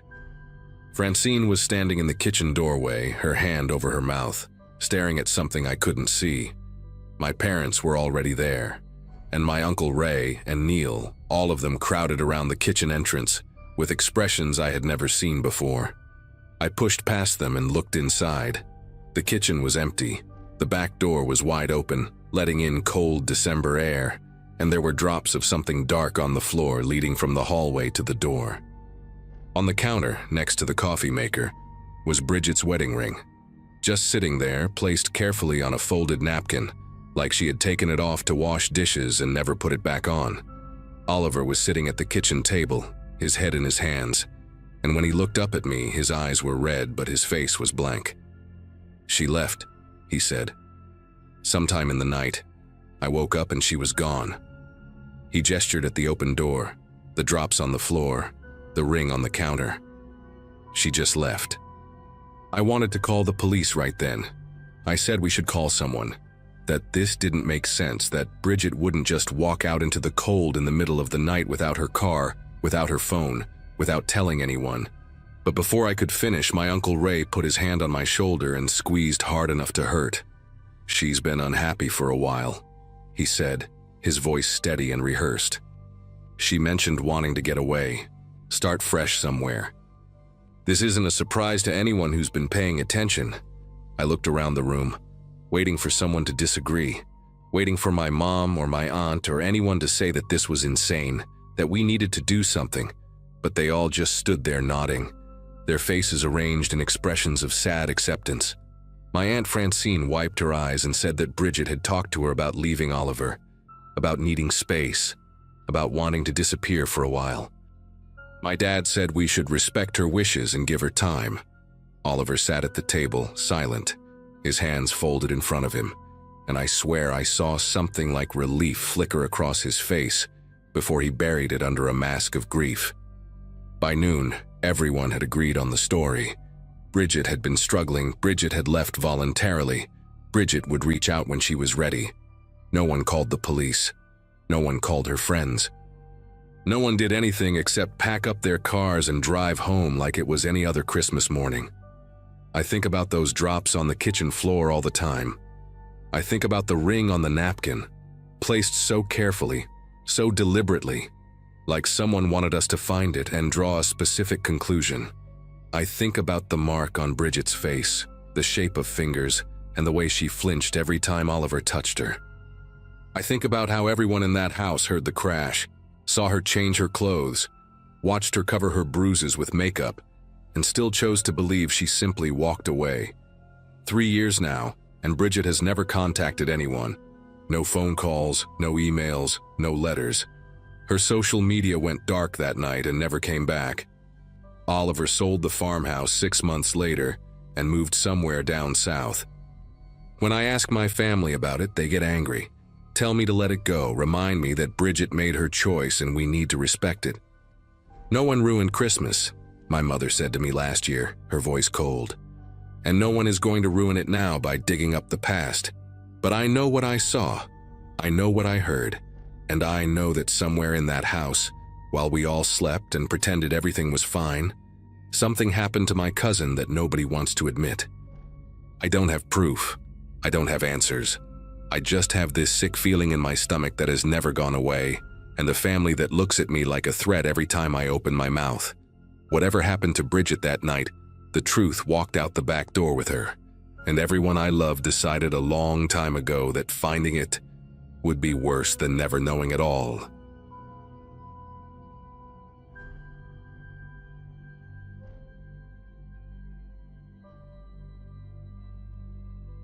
Christmas was 5 days away, and my apartment smelled like coffee and regret. After my divorce finalized that October, I moved into a one-bedroom unit on the 3rd floor of Birchwood Commons, a bland complex in the suburbs of Columbus, Ohio. My graduating class from high school had their 15-year reunion that fall, and while scrolling through photos of former classmates with their families in vacation homes, I sat surrounded by boxes I still had not unpacked. The job at the insurance company paid enough to cover rent and utilities, but not much else. I kept the thermostat at 62 degrees to save money. That particular morning, December 20th, I woke up around 7 to the sound of my upstairs neighbor's television blaring some talk show. I made my usual pot of cheap coffee, the kind that comes in a massive red canister, and shuffled toward the kitchen table where I normally ate my toast while doom-scrolling through news on my phone. That was when I saw it. A white envelope sat in the middle of my living room floor, maybe 8 feet from the front door. It looked thick, stuffed with something substantial. My first thought was that it must have slipped under the door, some kind of late rent notice or holiday flyer from management. But when I picked it up, the weight told me immediately this was not paper. I tore open the unsealed flap, and my breath caught somewhere in my chest. Cash. Stacks of it bound with rubber bands, all 20s and 50s from what I could see. I counted it 3 times because my brain refused to accept the number. $14,600. There was no note, no card, no name, nothing to indicate where this came from or who left it. I checked the envelope again, flipping it inside out. Completely blank. I walked to my front door and examined the lock, the frame, the deadbolt. Everything looked normal, untouched. But I knew, with absolute certainty, that I had locked that door before going to bed. I sat on my couch for almost an hour, just staring at the money spread across my coffee table. My mind cycled through every possible explanation. Maybe my mother sent it, feeling guilty about the divorce, wanting to help me get back on my feet. But my mother worked as a receptionist at a dental office and could barely cover her own mortgage. My father had been out of the picture since I was 11. My ex-wife, Melanie, certainly was not sending me anything except passive-aggressive texts about picking up the rest of my stuff from her garage. I thought about my coworkers, my neighbors, anyone who might have access to my building. None of it made sense. People do not just give away $14,000 anonymously, and they definitely do not break into apartments to do it. I picked up one of the stacks and examined the bills closely. They looked real, felt real, had that distinct papery smell that money carries. No obvious counterfeits, no dye packs, just clean, unmarked cash sitting in my living room like it belonged there. Around 9:30, I decided to check if anything else in my apartment had been disturbed. I walked through every room, opened every closet, looked under the bed like a kid checking for monsters. Nothing was missing. Nothing was moved. My laptop still sat on the kitchen counter. The $40 in my wallet remained untouched. Whoever came in had left something instead of taking anything, which made the whole situation even more unsettling. I checked the windows next, all of them locked from the inside, painted shut years ago by some lazy maintenance worker. The only entry point was the front door, and I lived on the 3rd floor with no fire escape nearby. I called the building management office, but nobody answered, probably because of the holidays. I left a voicemail asking if anyone had reported issues with locks or unauthorized entry. Then I did something that, looking back, I probably should not have done. I put the money in a shoebox, shoved it to the back of my bedroom closet, and told myself I would figure it out later. I needed to go to work. The office was nearly empty that day, just a skeleton crew processing end-of-year claims before the holiday break. I sat at my cubicle pretending to focus on spreadsheets while my mind kept drifting back to that envelope. During my lunch break, I drove to a sandwich shop a few blocks away, and that was when I first heard about it. The television mounted in the corner was tuned to a local news channel, and the anchor was talking about a home invasion that had occurred overnight in Westerville, a neighborhood maybe 20 minutes from my apartment. An elderly couple, Franklin and Dorothy Weiss, had been attacked in their home around 2 in the morning. Franklin was in critical condition at a nearby hospital. Dorothy had died at the scene. The attacker had stolen an undisclosed amount of cash that the couple reportedly kept in a safe. Police were searching for a white male, medium build, last seen driving a dark-colored pickup truck. I remember standing there with my turkey club halfway to my mouth, unable to move, unable to breathe properly. The amount of cash was undisclosed, the reporter said. Undisclosed. I drove back to the office with the radio off, my thoughts spiraling into dark territory. It was a coincidence.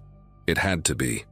Columbus was a big city, and crimes happened every day. The money in my closet could have come from anywhere, from anyone. Maybe some eccentric millionaire was playing Santa Claus in my building. Maybe a drug dealer got the wrong apartment. Maybe I was losing my mind and had somehow forgotten a savings account I did not know I had. But none of those explanations felt right, and the timing was impossible to ignore. Someone breaks into an elderly couple's home, steals their cash, kills a woman, and on that same night, thousands of dollars mysteriously appear in my locked apartment. I spent the rest of the afternoon watching the clock, refreshing news articles on my phone under my desk, waiting for more details. By 4 o'clock, the police had released additional information. The stolen amount was estimated to be between $15,000 and $20,000. The safe had been cracked open with tools. Franklin Weiss remained unconscious and could not provide a description of the attacker. I felt sick. I left work early, claiming a headache, which was not entirely a lie. The drive home took longer than usual because my mind kept wandering, and I missed 2 turns. When I finally pulled into the parking lot at Birchwood Commons, I sat in my car for 10 minutes, just staring at the building. What was I supposed to do? Walk into a police station and hand over $14,000, explaining that it magically appeared in my apartment the same night an old woman was murdered for her cash? They would think I was involved. They would have to. No jury in the world would believe that kind of coincidence. And if I kept the money, I was what? An accessory after the fact? Harboring stolen property? I had no idea what the legal terms were, but I knew none of them were good. I finally forced myself to get out of the car and walk toward the entrance. That was when I noticed the pickup truck parked at the far end of the lot, near the dumpsters. Dark blue, maybe black, hard to tell in the fading afternoon light. It had not been there that morning. I told myself it meant nothing. Lots of people drove pickup trucks. I walked a little faster anyway. Inside my apartment, everything looked exactly as I had left it. I went straight to the bedroom closet, pulled out the shoebox, and counted the money again. Still $14,600. I sat on the edge of my bed, holding a stack of 20s, and tried to think clearly. Someone had put this money here on purpose. Someone who knew where I lived. Someone who could get past a locked door without leaving a trace. But why me? I was nobody. A divorced claims adjuster with bad credit and no connections to anything illegal. I had never even gotten a speeding ticket. None of this made any sense unless the person who left the money made a mistake, unless they thought this apartment belonged to someone else, or unless they needed a place to hide it temporarily and planned to come back. That thought hit me like a punch to the chest. I stood up quickly, shoved the shoebox back into the closet, and grabbed the baseball bat I kept next to my nightstand. Then I heard it. A soft knock at my front door, 3 slow taps, almost polite. I looked at the clock on my phone. It was 6:47 in the evening. I approached the door without making a sound, gripping the bat so tight my knuckles ached. There was no peephole, one of many things I had complained about when I moved in and then promptly forgotten. I stood there, barely breathing, waiting for something else to happen. Another knock came, same pattern, 3 slow taps. Then a voice, male, calm, almost friendly. "I know you found it." That was all he said. "I know you found it." I pressed my back against the wall next to the door, my heart hammering so loud I was sure he could hear it from the hallway. I did not respond, did not move, just stood there clutching that bat like it could save me from whatever was on the other side. A full minute passed in silence. Then I heard footsteps, slow and deliberate, moving away from my door and down the corridor toward the stairwell. I waited another 5 minutes before I worked up the courage to look through the gap at the bottom of the door. The hallway light cast a thin strip of yellow across my floor, unbroken by any shadow. He was gone, but he knew. He knew exactly where I lived and what I had. I did not sleep that night. I pushed my couch against the front door, wedged a chair under the handle, and sat in the corner of my bedroom with the bat across my lap and my phone in my hand, finger hovering over the emergency call button. Every creak of the building made me flinch. Every footstep from the apartment above sent a jolt through my spine. Around 3 in the morning, I heard a car engine start in the parking lot below. I crawled to the window, staying low, and peered through the blinds. The dark pickup truck was pulling out of its spot, headlights off, moving slowly toward the exit. I watched it turn onto the main road and disappear into the night. Part of me felt relief. A bigger part understood that this was not over, that he was simply waiting, calculating, figuring out his next move.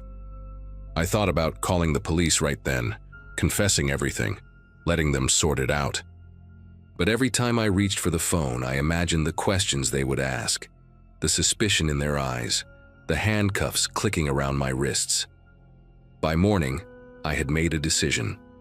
I was not going to wait for him to come back. The next morning, December 21st, I drove to the police station on Morse Road before I could talk myself out of it. I brought the shoebox with me, all $14,600 still inside. I asked to speak with someone about the Weiss case, and they put me in a small interview room, with fluorescent lights that buzzed like angry insects. A detective named O'Connor came in after about 20 minutes, a heavy-set woman with tired eyes and a coffee stain on her shirt. I told her everything. The envelope, the locked door, the timing, the man who knocked, the pickup truck. She listened without interrupting, her face completely unreadable. When I finished, she left the room for almost an hour. I sat there convinced I was about to be arrested, that my life was effectively over. But when she came back, she had a different look on her face, something between relief and grim satisfaction. They had a suspect, she told me. A man named Ronald Hutchins, 44 years old, a former locksmith who had done work at my apartment complex 2 years ago. He still had master keys.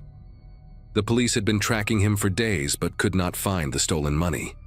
Now, they could tie him directly to both locations.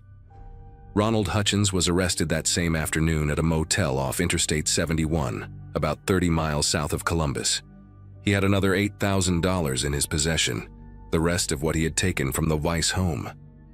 According to Detective O'Connor, he had planned to retrieve the money from my apartment once the investigation cooled down, using me as an unknowing hiding spot. Franklin Weiss survived his injuries and was able to identify Hutchins from a photo lineup. The trial happened the following spring, and I had to testify about finding the envelope in the night he came to my door. Hutchins stared at me the entire time I was on the stand, his eyes flat and empty like a shark. He got life without parole. I moved out of Birchwood Commons 2 weeks after his arrest and found a place across town. A building with security cameras and a doorman and deadbolts I check 3 times every night. Sometimes I still wake up at 3 in the morning, certain I heard footsteps in the hallway. Sometimes I dream about those 3 slow knocks. But the money is gone. Hutchins is in prison, and I am still here. The Christmas I spent the holiday alone, eating Chinese takeout and watching old movies, and it was the best Christmas I ever had. Because I was alive to see it.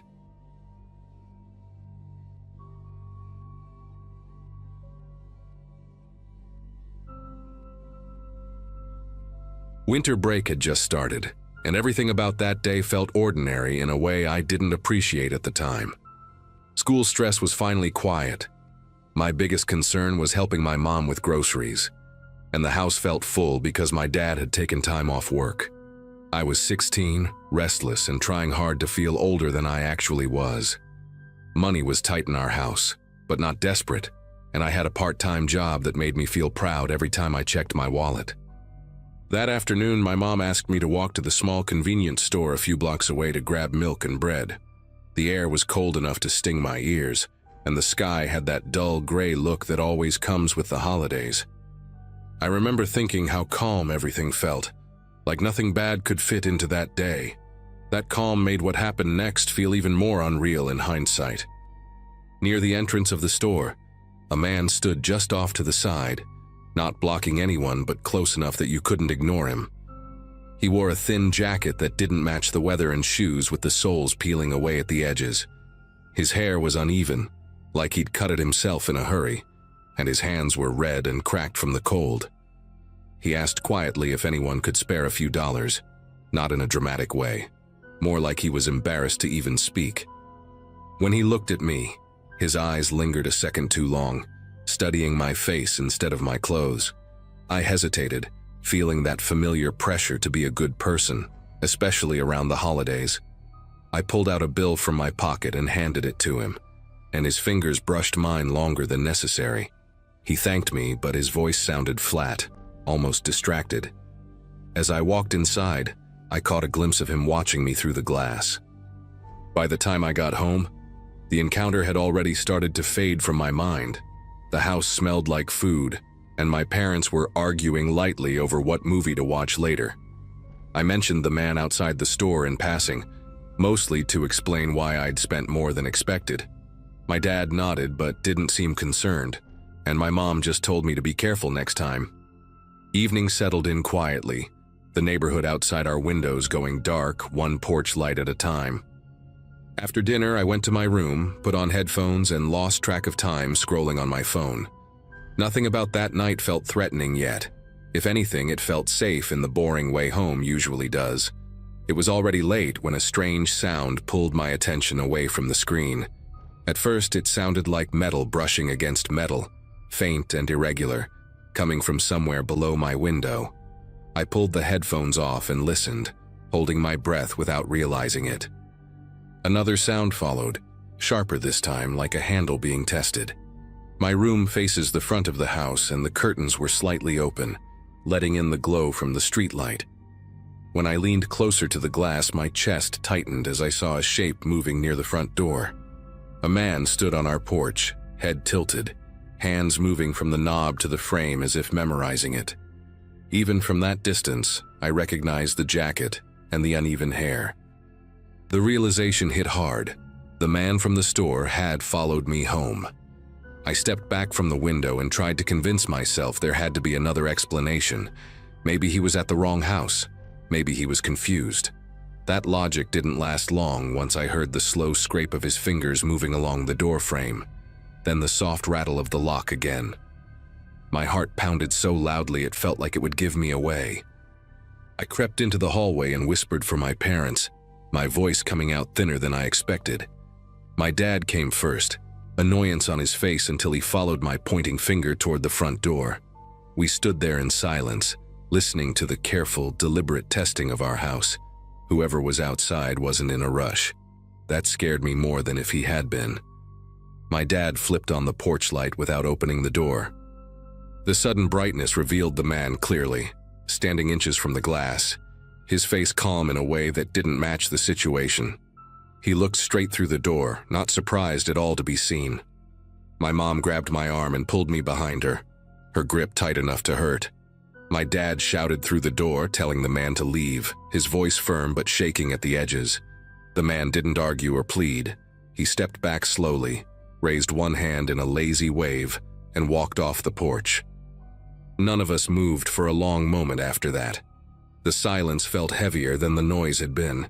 We thought that was the end of it, and that assumption almost got us hurt. Less than an hour later, a crash echoed through the house, loud and violent enough to make the walls vibrate. The back door had been forced open. The lock splintered like dry wood. My mom screamed, and my dad grabbed the nearest thing he could use as a weapon. I stayed frozen near the stairs, my mind racing but my body refusing to follow. Footsteps moved through the kitchen, slow and confident, like the man knew exactly where he was going. When he appeared in the hallway, his eyes locked onto me first, and something in his expression shifted. It wasn't anger, it was recognition. What happened next felt disjointed, like my brain couldn't process it in real time. My dad rushed him, and the two of them collided hard against the wall. The man fought back with a strength that didn't match his thin frame, knocking over furniture and sending picture frames crashing to the floor. My mom dragged me into a bedroom and locked the door, shouting for me to stay put while she called for help. I could hear everything through the thin walls, grunts, curses, the dull thud of bodies hitting the floor. At one point, there was a sharp cry of pain that cut through the chaos, followed by a long stretch of silence. I sat on the floor with my knees pulled to my chest, shaking so badly I could hear my teeth click. The police arrived after what felt like forever but couldn't have been more than minutes. Red and blue lights flooded the windows, turning the bedroom walls into something unreal. When the door finally opened, my mom's face was streaked with tears, and my dad was sitting on the floor in the hallway, holding his side while an officer spoke to him. The man from the store was already in handcuffs, his face pressed against the carpet, breathing hard. There was blood on the floor that didn't belong to him. Paramedics came in next, asking questions too fast, lifting my dad onto a stretcher while he kept telling them he was fine. I remember staring at the broken back door, the wood torn apart like it had never mattered. That night ended at the hospital, the smell of disinfectant clinging to everything. My dad had a deep cut and bruised ribs, nothing life-ending but enough to change how he moved for months. The police asked me to repeat the same story again and again, about the store, the money, the way the man looked at me. Saying it out loud made the guilt heavier. I kept thinking that if I hadn't stopped, if I hadn't tried to help, none of this would have happened. My parents never blamed me. but I could see it in their faces that something had shifted. The world felt less predictable to all of us after that night. The man was charged and eventually disappeared into the system, but the damage stayed behind with us. We replaced the doors, installed alarms, and kept lights on at night even when it made the electric bill worse. My dad stopped sitting with his back to windows. My mom started locking the car the second she got inside. As for me, I stopped walking alone, stopped trusting that quick decisions didn't have consequences. The holidays lost their softness after that, replaced by a constant edge I still can't fully explain. Kindness stopped feeling simple. I'm sharing this here because I still think about that moment outside the store, how small it felt at the time. One bill, one choice. An ordinary afternoon that cracked something open in our lives. I don't regret wanting to help, but I do understand now that not every situation is what it seems. Some people don't want money, they want access. That night taught me something I never wanted to learn, and even years later it follows me. If you take anything from this, let it be this. Pay attention to who's watching when you try to be kind.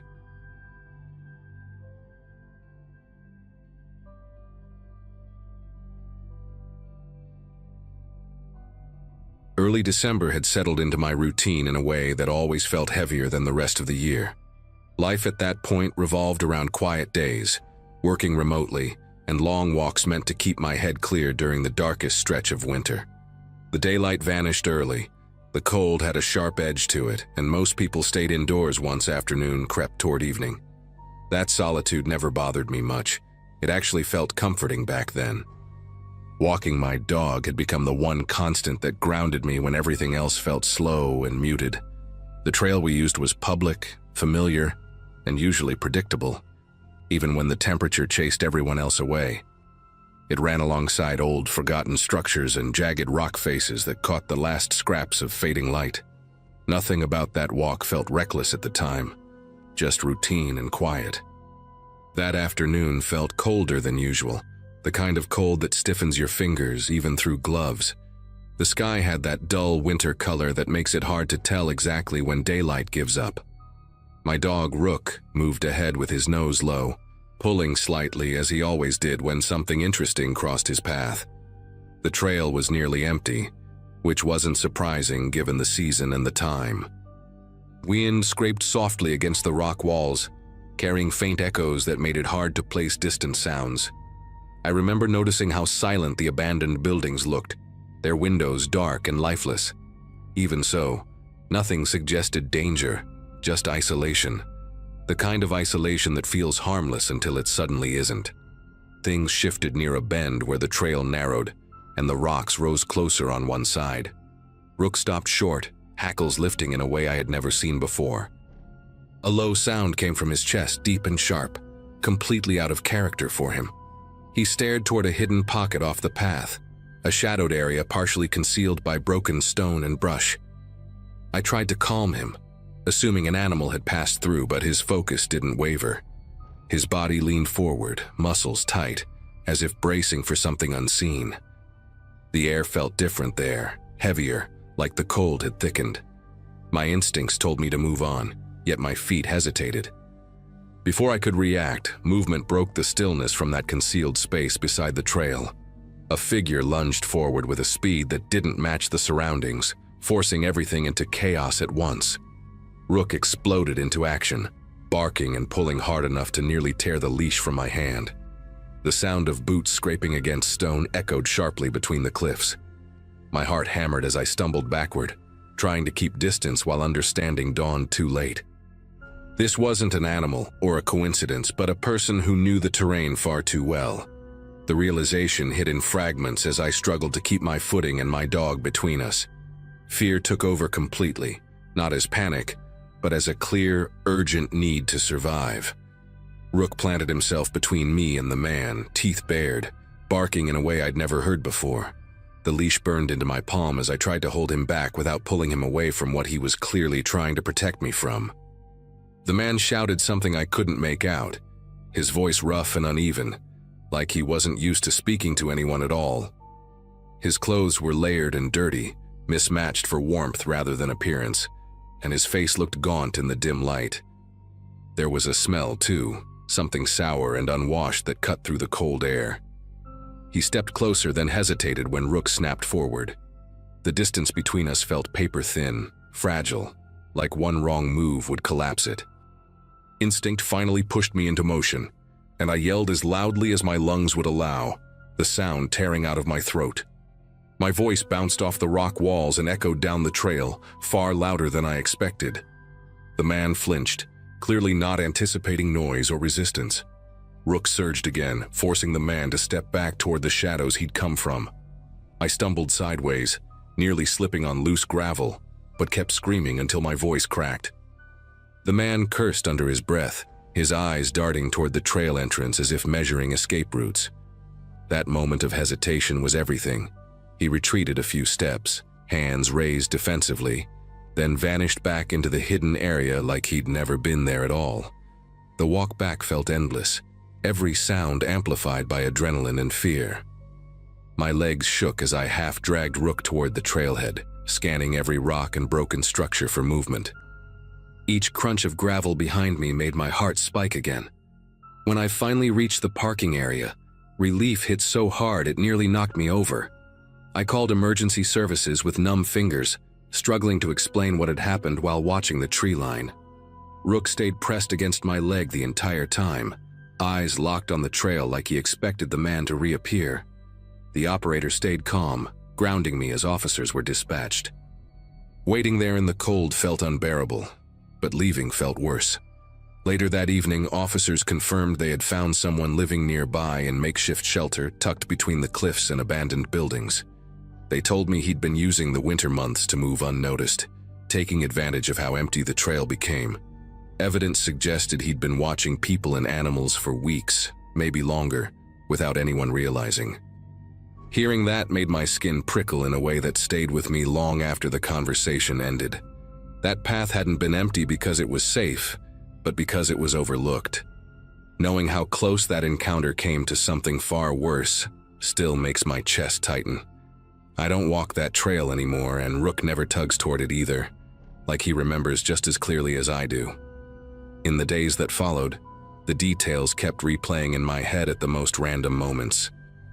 I'd be making coffee or answering emails when the memory of that sudden movement beside the trail would surface without warning.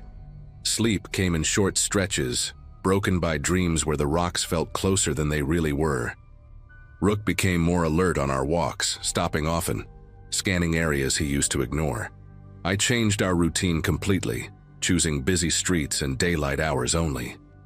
Friends told me I was being cautious, but none of them had seen how quickly an ordinary place could turn dangerous. The quiet of December didn't feel peaceful anymore. It felt like cover. A few weeks later, I was contacted by an investigator who asked if I could come in and answer more questions. They explained that the man had been arrested and formally identified as a transient individual who had drifted between isolated areas during colder months. He wasn't just hiding from the weather, but from people. They found signs that he'd been tracking animals along the trail, leaving food scraps and markers I never would have noticed. Hearing that made my throat tighten. It wasn't random. It was intentional. The isolation of winter had given him exactly what he needed to stay unseen. What unsettled me most was learning how long he'd been there without anyone realizing it. The trail hadn't changed, but the absence of people had created blind spots no one questioned. I kept thinking about how close I'd come to walking past that hidden area without Rook reacting. That realization carried a heavy weight, one that made me grateful and uneasy at the same time.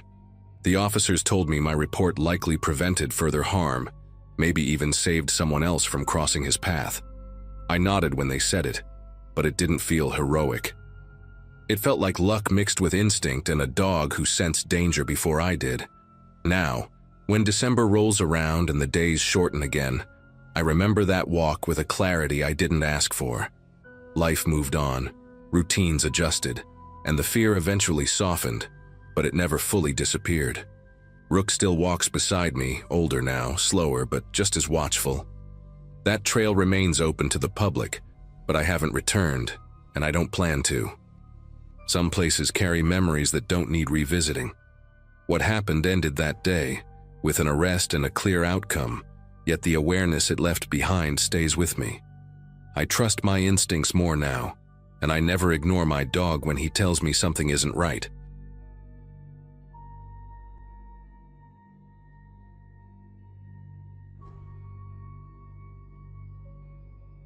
That New Year's Eve still feels unreal to talk about, even now. At the time, life was pretty ordinary for me. Long work days, a small apartment I barely decorated, and a habit of saying yes to plans just so I wouldn't spend another holiday alone. I'd gone to a low-key party thrown by a coworker, nothing wild, mostly people standing around plastic tables with cheap champagne. Midnight was getting close, and the mood shifted into that nervous excitement people get when they expect something meaningful to happen just because the calendar is changing. I remember checking my phone over and over, watching the ride prices spike higher and higher. Every bus route nearby had already stopped running, and my last backup canceled on me without warning. I didn't want to stay, but I also didn't want to panic. When a shared ride option popped up, I hesitated for maybe 2 seconds before accepting it. At the time, it felt like the safest choice left. The car pulled up a few minutes later, a dark sedan with fogged windows and a faint smell of old coffee when I opened the door. The driver barely acknowledged me, just nodded once and tapped something on his phone. The interior light flicked on briefly, enough for me to notice how clean the back seat was, almost staged, like nobody ever really sat there. As we pulled away, fireworks started popping somewhere in the distance, muffled and uneven. I buckled in and opened the app, watching the blue line draw itself across familiar streets. The first few blocks matched exactly what I expected, and that relaxed me more than I realized. I texted a friend joking about how I'd probably miss midnight in traffic. The driver kept the radio off, which made the car feel strangely sealed off from the night outside. A few minutes later, the route on the screen recalculated, and the blue line bent in a direction I didn't recognize. At first, I assumed it was just avoiding traffic, something the app does all the time. Streetlights thinned out, replaced by longer stretches of darkness between intersections. I glanced up and noticed we hadn't passed another car in a while. The driver didn't explain the change, and I didn't ask, not wanting to seem paranoid.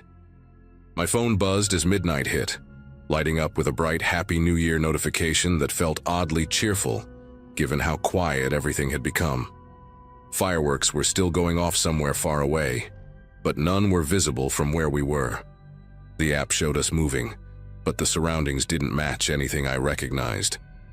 I remember thinking how strange it was that a night meant for celebration could feel so empty.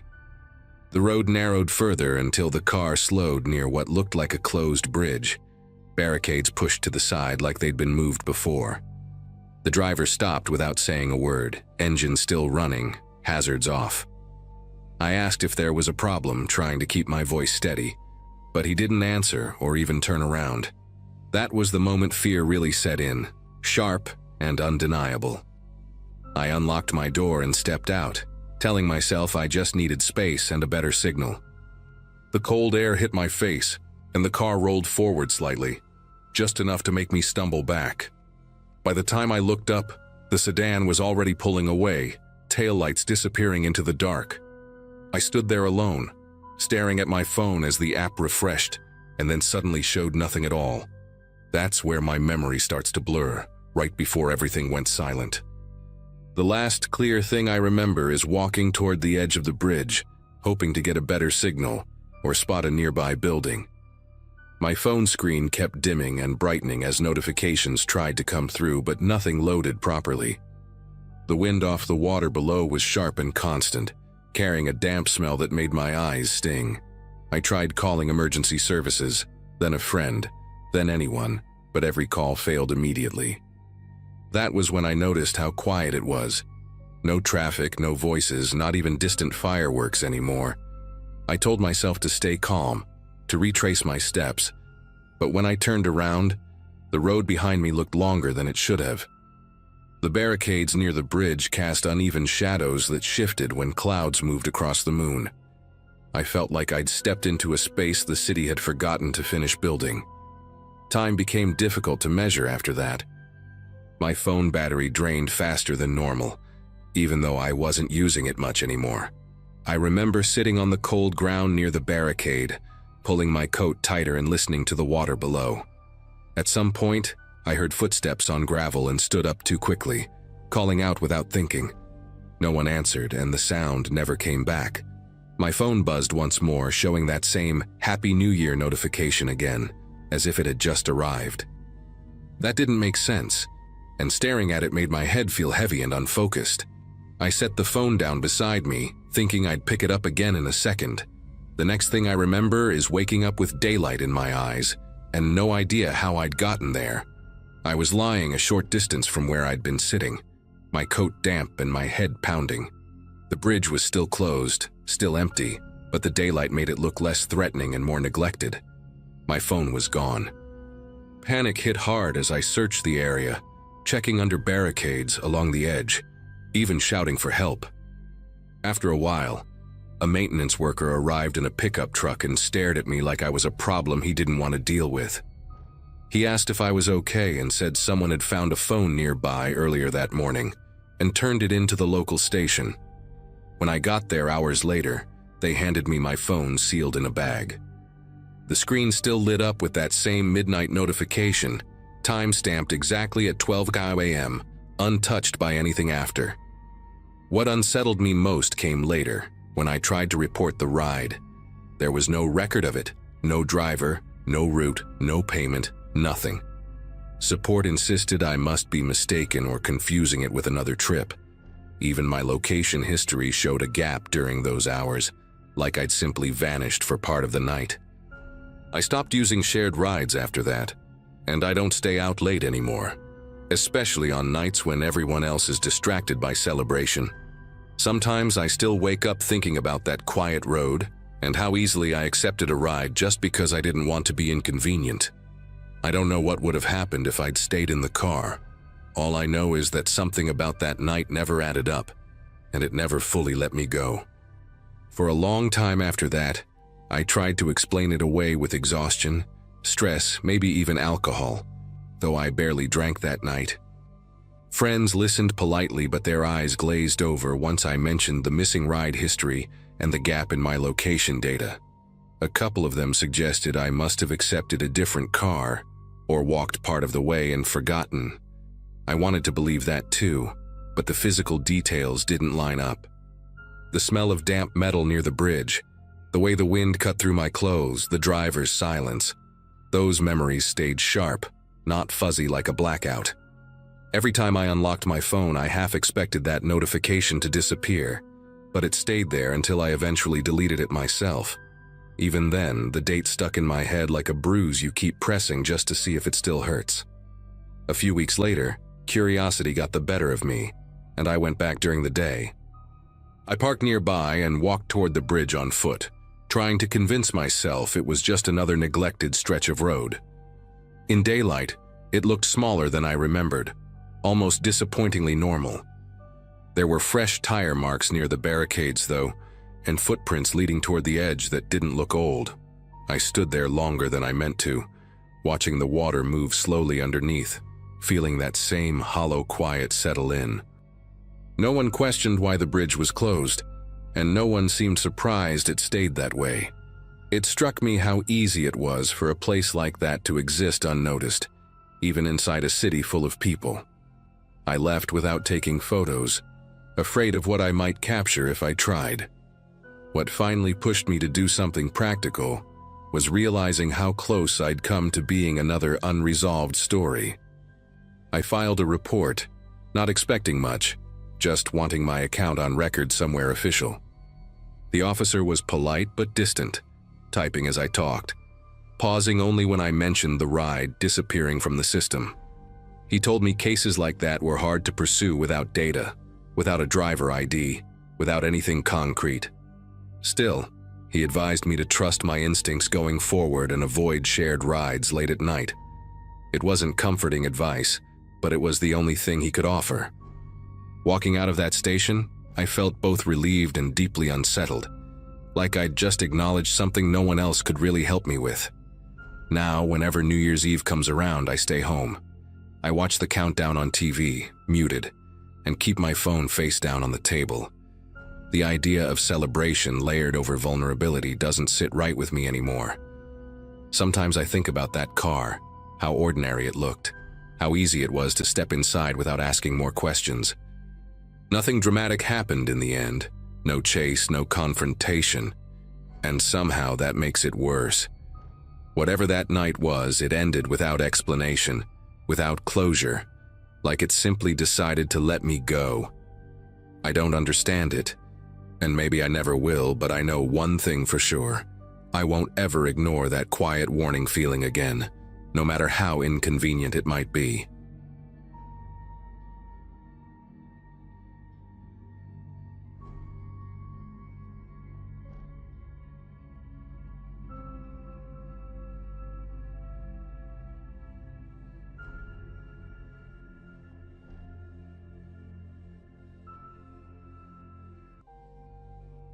Hello everyone. Before we start, make sure to like and subscribe to the channel, and leave a comment with where you're from and what time you're watching. That way, YouTube will keep showing you stories just like this one. Now, let's begin. Widowhood changes you in ways you never expect, and one of those changes was my decision to stay on the property Glenn and I had built together in rural Montana. He passed 2 winters before that night, and somewhere between burying him and turning 43, I convinced myself that staying made sense. Our nearest neighbors, the Farley family, lived about 3 miles down the county road, and the closest sheriff's substation was in Ridgefield, a good 50-minute drive on roads that turned treacherous after dark. People in the city think isolation sounds peaceful, romantic even, but there is nothing romantic about being a woman alone in a house surrounded by wheat fields and darkness that stretches in every direction. That particular night in early November 2017, I had gone to bed around 10, exhausted from splitting firewood and fixing a section of fence the wind had knocked down. My 2 dogs, a German Shepherd named Duke and a mutt named Copper, slept in their usual spots by the wood stove. The wind had died down and the house had settled into that deep, consuming quiet that only exists miles away from civilization. I woke to Duke's growl, low and guttural, the kind of sound he only made when something was genuinely wrong. My eyes opened to complete darkness, and for a moment I lay still, listening, trying to separate real sounds from the remnants of whatever dream I had been having. Then Copper joined in, both dogs now at the bedroom window, their bodies rigid, hackles raised in silhouettes against the faint moonlight coming through the curtains. I heard it then, distant but unmistakable, other dogs barking somewhere out in the night.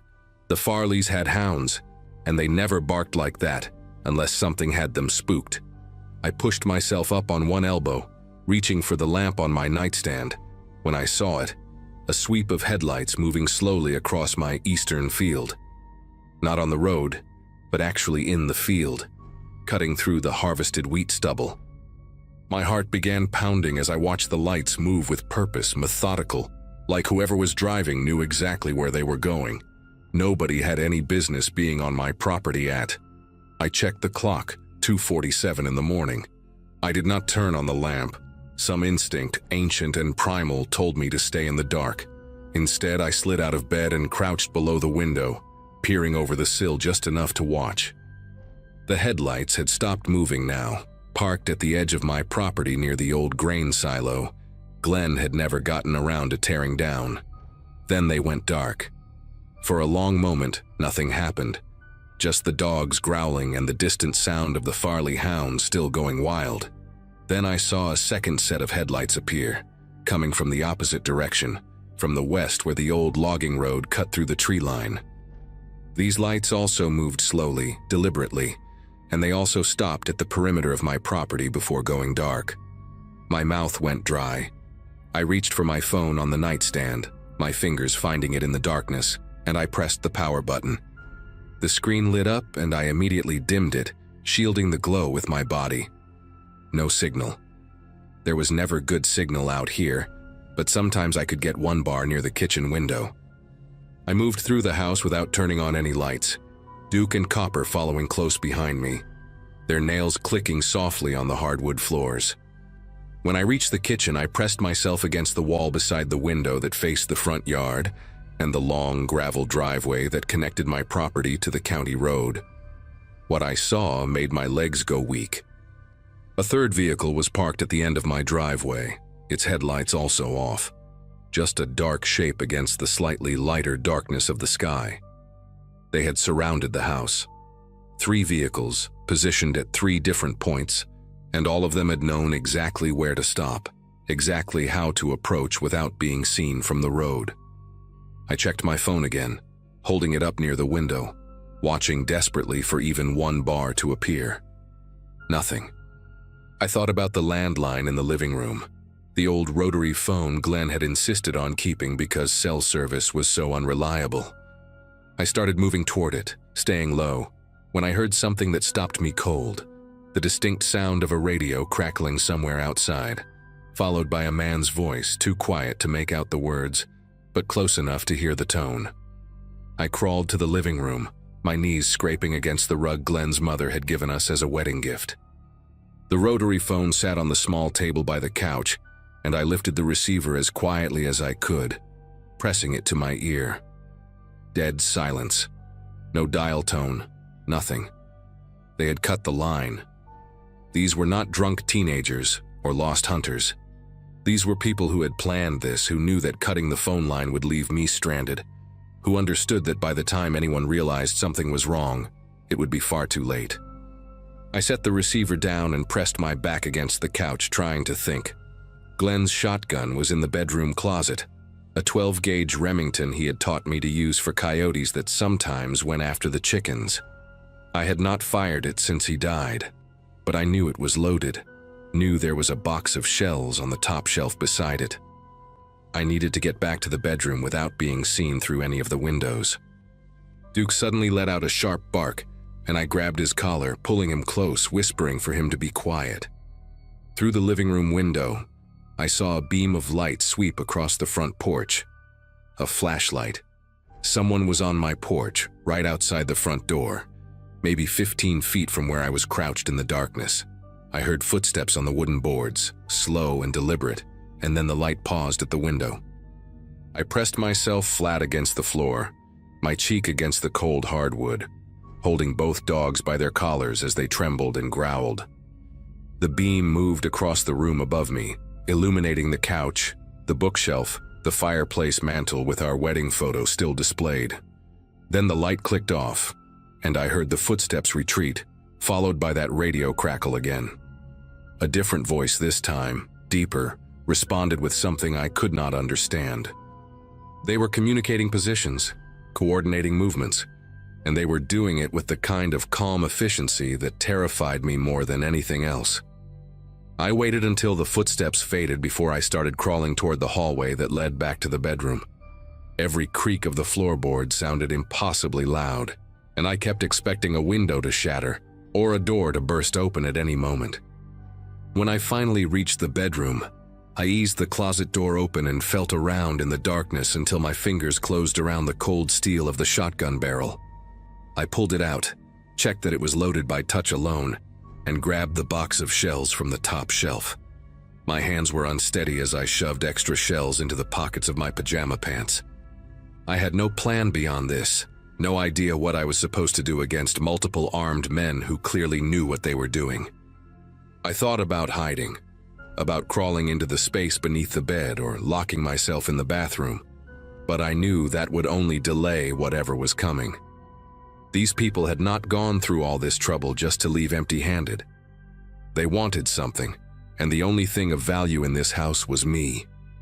A sound from the back of the house made Duke lunge forward, barking furiously, and this time I could not stop him.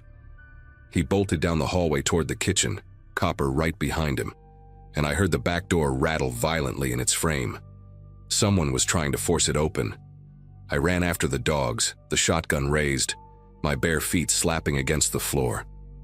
When I reached the kitchen, I saw the door shaking as someone threw their weight against it from outside. The deadbolt was holding, but the door was old, the wood frame soft from decades of Montana winters. It would not hold for long. I aimed the shotgun at the center of the door and screamed at the top of my lungs that I had a gun, that I would shoot anyone who came through. The pounding stopped. For a moment there was silence, and I heard that radio crackle again, followed by a voice I will never forget as long as I live. It was calm, almost amused, and it said clearly enough for me to hear through the door. "She is in the kitchen, armed, 12 gauge, probably the husband's old Remington." They knew about Glenn. They knew about the gun. A wave of nausea hit me so hard I almost doubled over. These were not strangers who had randomly chosen my house. These were people who had watched me, studied me, learned my routines and my vulnerabilities. I thought about all the times I had gone into town for groceries, all the conversations I had at the feed store or the gas station, mentioning that I lived alone now, that Glenn was gone, that the property was too big for one person, but I could not bring myself to sell. I had told strangers my entire situation without ever thinking twice. The voice outside spoke again, this time directed at me. "Mrs. Hartley, we know you are alone. We know the nearest deputy is 47 minutes away on a good night, and the roads are icy. We know your cell phone does not work out here. We have done this before, and it always goes easier when people cooperate." The casual way he listed these facts, like he was reading from a checklist, made me realize how carefully they had planned everything. They had probably watched the house for weeks, maybe months, noting when I went to bed, when I woke up, which lights I turned on and when I turned them off. I backed away from the door, the shotgun still raised, my mind racing through options that all seemed hopeless. The windows were old single-pane glass, easy to break. The doors were solid, but the frames were weak. Even if I shot one of them, there were others, and they would be through the house before I could reload. Then I remembered something, the root cellar. Glenn had dug it himself the second year we lived here, an underground space beneath the kitchen accessible through a trap door hidden under the rug by the pantry. He had installed a heavy steel door at the bottom of the stairs, paranoid about tornadoes even though they were rare this far north. The cellar had supplies, canned food, water, a battery-powered radio, and most importantly, it had a lock that could only be opened from the inside.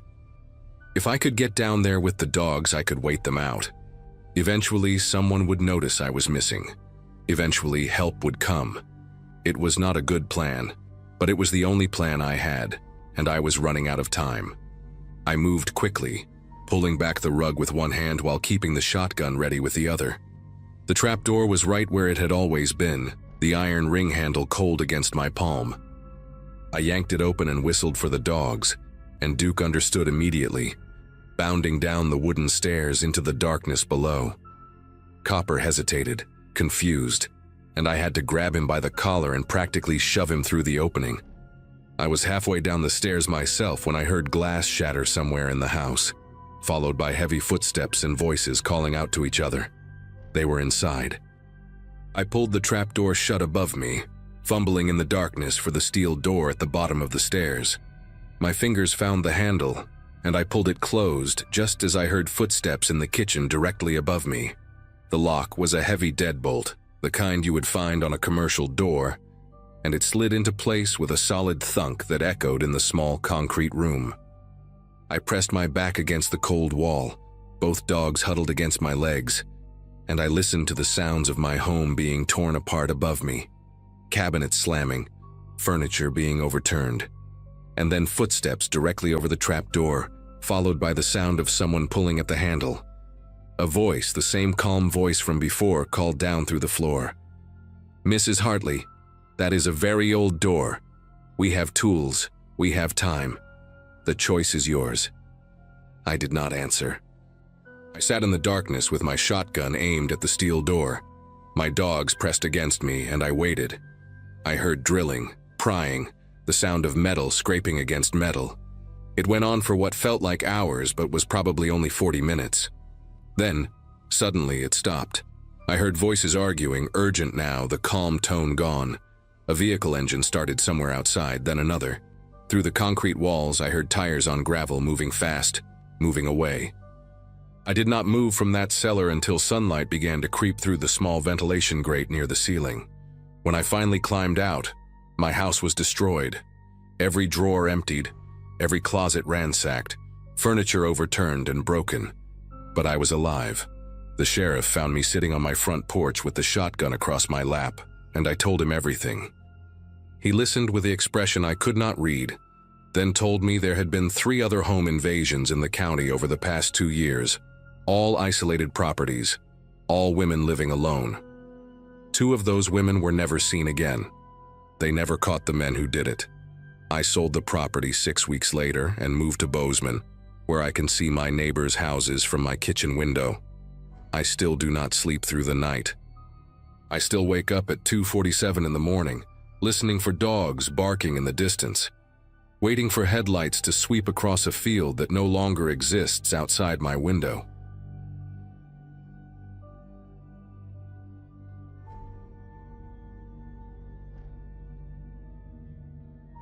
Ridgefield, Montana is the kind of place that does not show up on most maps. Population 200 and something, depending on who had moved away or passed on that year. My best friend Haley and I were sent there every summer to stay with my grandparents while our parents worked. And by the time we finished 6th grade, we knew that dirt road to Perkins General Store better than we knew our own backyards. 4 miles of packed earth cutting through wheat fields and abandoned farmland, with nothing but fence posts and the occasional rusted tractor to break up the endless gold horizon. We had walked it dozens of times without incident. 2 12-year-old girls with too much energy and not enough supervision, picking wild blackberries and racing each other to the old Jennings barn that sat rotting at the halfway point. Our grandparents never worried about us making that trip alone, because nothing ever happened in Ridgefield. That was the whole point of the place, the safety of isolation, the comfort of knowing every single face in town.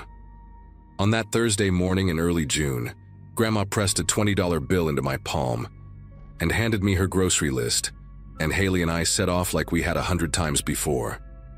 The heat hit us the moment we stepped off the porch, that dry Montana summer heat that makes the air shimmer above the road like a mirage. Haley complained about the dust getting into her sandals, and I told her she should have worn sneakers like I did, and we bickered about nothing as we walked. We were roughly 2 miles in when I heard the engine approaching from behind, which meant nothing at first because farmers drove that road constantly. But this vehicle slowed down in a way that made me turn around and look. A dark green pickup truck with a dented front bumper and mud splattered across the wheel wells pulled up alongside us, keeping pace with our walking speed. The driver leaned across the passenger seat and rolled down the window, and I got my first clear look at his face. He had thin blonde hair slicked back against his scalp with something greasy, pale blue eyes that seemed too wide for his face, and a smile that stretched his lips in a way that showed every single one of his yellow teeth. When he spoke, his voice came out warm and friendly, the kind of voice adults use when they want children to trust them immediately. "You girls must be the Whitaker grandkids," he said, nodding like he already knew the answer. "Heading to Perkins, I bet. Your grandma send you for groceries?" I remember feeling a small wave of relief at that moment, because he knew our family name, which meant he had to be a local, someone safe. Haley relaxed a little beside me too, her shoulders dropping from their tense position. The man kept talking, explaining that he worked on one of the farms further out past the county line and came through Ridgefield every few weeks for supplies. He said his name was Gene, or maybe it was Dean, something short and plain that I cannot remember clearly anymore because everything that came after erased those small details from my mind. What I do remember is what he said next, leaning further toward the open window with that strange wide smile still plastered across his face. He told us there had been coyote attacks on the road up ahead, that a pack had gotten bold and gone after a couple of dogs just yesterday, and it was not safe for 2 young girls to be walking alone. Haley looked at me with uncertainty in her eyes, and I could tell she was trying to decide whether to believe him. The thing was, coyote problems were not unusual in that area, and we had been warned about them before by our grandfather, who kept a rifle by the back door for that exact reason. So the story made sense, and the man seemed to know that it would. He offered us a ride the rest of the way to the store, saying it would only take a few minutes, and he was heading that direction anyway. I hesitated, feeling something heavy settle in my chest that I could not explain, a reluctance that had no logical source. But Haley was already moving toward the truck, and I did not want to seem like a scared little kid in front of her. I climbed into the cab after her, settling onto the cracked leather bench seat that smelled like cigarettes and something else, something sour and faintly chemical that I could not identify. The man pulled back onto the road, and for a minute everything seemed normal. Just the rumble of the engine and the dust billowing behind us through the rear window. Then I noticed we were not going the right way. The road to Perkins continued straight for another 2 miles before curving slightly east toward the village center. But this man had turned left onto a narrow side path that led into the overgrown Jennings property. I knew that land well because Haley and I had explored the edges of it many times, daring each other to get closer to the collapsing barn with its dark windows that looked like empty eye sockets. The truck bounced over ruts and potholes as the main road disappeared behind a wall of tall wild grass, and my heart began to pound so hard I could feel it in my throat. I asked him where we were going, trying to keep my voice steady, and he said this was a shortcut that would get us to the store faster. But that was a lie, and I knew it was a lie, because this road led nowhere except deeper into abandoned farmland. Haley grabbed my hand and squeezed it tight, her palm slick with sweat. I looked at her face and saw my own fear reflected back at me, her eyes wide and her lips pressed together in a thin line. The man kept talking in that same cheerful tone, telling us about the weather and the wheat harvest and other things that meant nothing, filling the air with words so we would not have time to think. But I was thinking, and what I was thinking was that nobody knew where we were. Our grandparents expected us to be gone for at least 2 hours, and if we disappeared into these fields, no one would even start looking for us until lunchtime. The truck slowed down as we approached the old Jennings barn, and I saw that someone had been here recently because there were fresh tire tracks in the mud, and the padlock on the barn door had been replaced with a shiny new one. The man pulled the truck to a stop and turned off the engine, and in that sudden silence I could hear birds singing somewhere far away and the tick of the cooling motor. He turned to look at us with that same terrible smile, and he said we should wait here for just a minute while he checked on something inside the barn. That was when Haley screamed. It was not a word or a call for help, just a raw animal sound of pure terror that seemed to unlock something in both of us. She yanked the door handle and threw herself out of the truck before I even understood what was happening, and I followed her a half-second later, my feet hitting the ground hard enough to send a jolt of pain up through my ankles. The man shouted something behind us, his friendly voice gone sharp and ugly, but I did not turn around to see if he was chasing us. We ran into the tall grass, pushing through stalks that whipped against our faces and arms, our breath coming in ragged gasps. I could hear Haley somewhere to my left, crashing through the vegetation, and I angled toward the sound of her footsteps. The grass was so high that I could not see more than a few feet in any direction, and I kept expecting to feel a hand close around my arm or my hair at any moment. My lungs burned and my legs ached, but I did not slow down, could not slow down, because somewhere behind us was a man who had taken us to an abandoned barn in the middle of nowhere, and I knew with absolute certainty what that meant.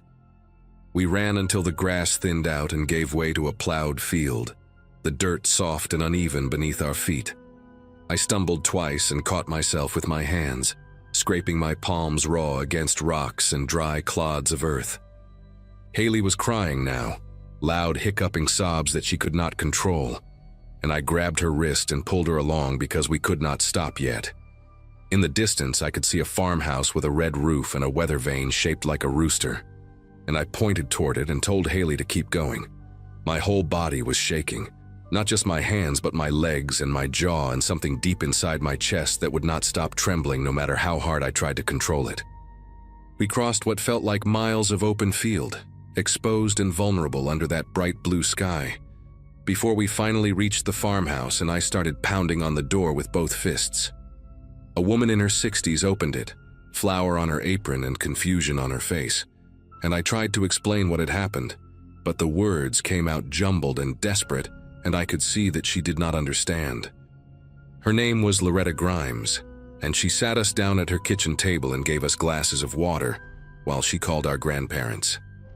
Haley could not stop crying, her whole body shaking with sobs that seemed to come from somewhere deep inside her, and I held her hand across the table while I tried to answer Loretta's questions.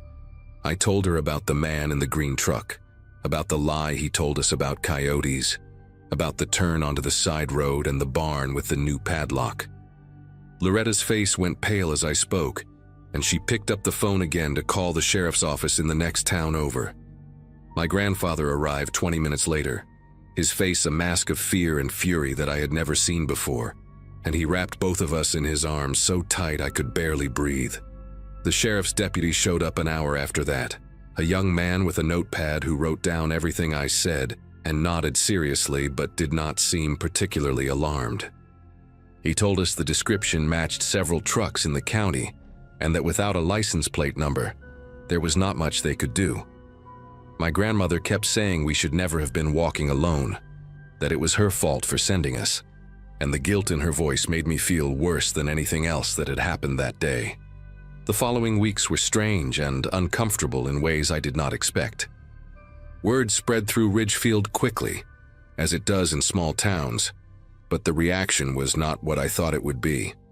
Some people believed us completely and praised us for being smart enough to run, but others, including people I had known my whole life, suggested that we had misunderstood the situation. Maybe the man really was just trying to help, they said. Maybe we panicked for no reason and made a nice farmer look like a criminal. One older man at the general store told my grandfather that city kids were always too suspicious, too dramatic, and that we probably scared a good Samaritan half to death by jumping out of his truck like that. The doubt hurt almost as much as the memory of that day, and Haley and I stopped talking about what happened because it seemed like nobody wanted to hear it. We finished out the summer at our grandparents' house, but we never walked to the store alone again, and we never explored the old Jennings property, and we slept in the same bed every night because neither of us could stand to be alone in the dark. 6 weeks after that Thursday morning, my mother called with news that made her voice crack and tremble through the phone line. A man had been arrested in Carroll County, about 80 miles south of Ridgefield, after attempting to force a 9-year-old boy into his vehicle outside a gas station. The boy's father had been inside paying and came out just in time to see what was happening, and he held the man down until police arrived. The vehicle was a dark green pickup truck with a dented front bumper. When investigators searched the property where the man lived, a rented trailer on the edge of an old farming community, they found things that my mother would not describe to me no matter how many times I asked. She only said that the man had done this before, in other counties, in other states, and that some of those children had never been found. I sat on the edge of my bed in my childhood room, the phone pressed against my ear, and I thought about that barn with the shiny new padlock and the fresh tire tracks in the mud. I thought about how close we had come to being part of a story that ended very differently, a story that might have ended with our photographs on missing person flyers stapled to telephone poles across Montana. Haley and I are adults now, both of us with families of our own, and we have only talked about that day a handful of times in all the years since. But I think about it more often than I would like to admit, usually when I see my own daughter walking home from school or riding her bike around the neighborhood. I taught her early about strangers and cars and the lies that dangerous people tell, and I made sure she understood that politeness is never more important than survival. She knows that if something feels wrong, she should run first and explain later, and she knows that I will always believe her no matter what anyone else says. The man who drove that green truck is serving multiple life sentences now, locked away in a place where he cannot hurt anyone else. But sometimes late at night when sleep will not come, I still see his face through that rolled down window. I still see those yellow teeth stretched into that wide, unnatural smile. And I still hear his friendly voice, asking if we were the Whitaker grandkids heading to the store. And I wonder how many other children heard that same voice, saw that same smile, and were not lucky enough or fast enough to escape into the tall grass before it was too late.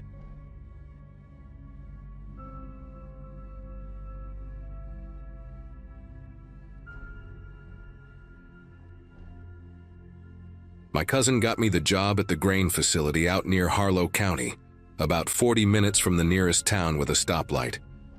He worked for the agricultural company that owned the place and said they needed someone to cover night shifts for a few weeks, while their regular guy recovered from back surgery.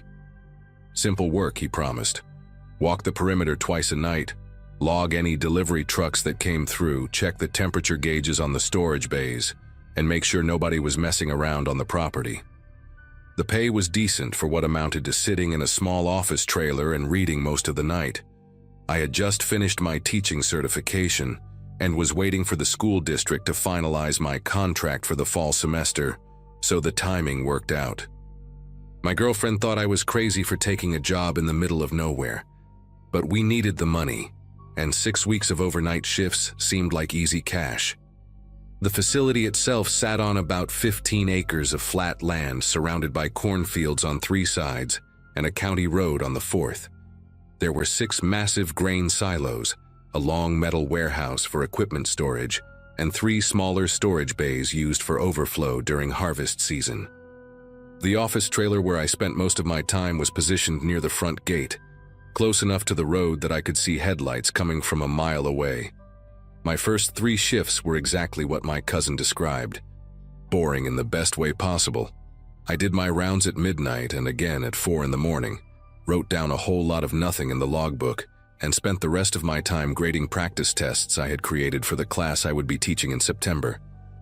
The only company I had was the security cameras, 8 of them total, feeding grainy black and white footage to a monitor that looked like it belonged in the 90s. The night sounds out there took some getting used to. The grain settling in the silos made these deep groaning noises, and the wind coming across the fields would rattle the metal siding on the warehouse something fierce. It was my 4th shift when I noticed the first thing that seemed wrong. During my midnight round, I walked past Storage Bay 2, one of the smaller units used for equipment and spare parts, and saw fresh tire tracks in the gravel leading up to the roll-up door. Now that door was supposed to stay locked, and according to the schedule my cousin had given me, no deliveries were expected until the following Tuesday. I checked the lock and it was secure, so I figured maybe someone from the day crew had pulled up there earlier and I just had not noticed the tracks before. I wrote it down in the logbook anyway, the way I was supposed to, and finished my round without thinking much more about it. But when I came back around at 4 in the morning, I noticed something else. There was a dark stain on the concrete pad right outside the bay door, maybe 2 feet wide, like someone had spilled something and tried to wash it away. The edges were still wet. I crouched down and touched it, and my fingers came up with this faint pinkish color. Looked diluted, like whatever it was had been hosed down but not completely cleaned. I stood there for a while trying to come up with an explanation that made sense. Maybe one of the day workers had cut himself and cleaned it up. Maybe someone hit a deer on the road and pulled in to check their vehicle. I almost convinced myself it was nothing, but something kept nagging at me. Why would anyone wash down a spill at a grain facility in the middle of the night? I took a few pictures with my phone, just in case, and went back to the trailer. I thought about calling my cousin, but it was almost 5 in the morning and I did not want to wake him up over what was probably nothing. The rest of that shift, I kept looking at those pictures, zooming in like I was going to find some answer hidden in the pixels. When the day supervisor showed up at 6 to relieve me, I mentioned the tire tracks and the stain. He was this older guy named Dwight, been working there for 15 years, and he just shrugged and said it was probably hydraulic fluid from one of the tractors. He did not seem concerned at all, so I let it go, but I saved those pictures anyway. 2 nights later, I found the tools. I was doing my 4 in the morning round, walking along the back side of the warehouse where the security cameras did not reach. There was a dead zone back there, maybe 60 feet of space between the building and the fence line that nobody had bothered to cover. I almost tripped over a canvas bag sitting in the weeds near the drainage ditch. It was heavy, and when I opened it, I found a set of bolt cutters, a crowbar, a roll of duct tape, and a box of latex gloves. None of it belonged to the facility. I knew every piece of equipment in that warehouse because I had walked through it during my orientation, and this stuff was not on any inventory list. The bolt cutters still had price tags on them from a hardware store I did not recognize. I stood there holding that bag, my heart going a mile a minute, trying to figure out what the hell I was looking at. Part of me wanted to believe it was just some random stuff that blew in or got dumped by kids messing around. But bolt cutters and duct tape do not just appear together by accident. I put everything back exactly how I found it, marked the spot in my head, and walked back to the trailer as fast as I could without running. I called my cousin that morning after my shift ended. Told him everything, the tire tracks, the stain, the bag of tools. He got quiet for a long time, which was not like him at all. Finally, he said I should keep my head down and not mention any of this to Dwight or anyone else at the facility. He said he would make some calls and figure out what was going on, but in the meantime, I should just do my job and stay in the trailer as much as possible. That advice did not sit right with me. I asked him what he thought was happening, and he just said some of the storage bays got leased out to third parties, and he did not always know what they were being used for.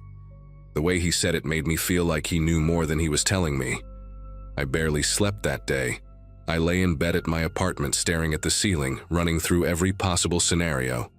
Drug storage maybe, stolen merchandise.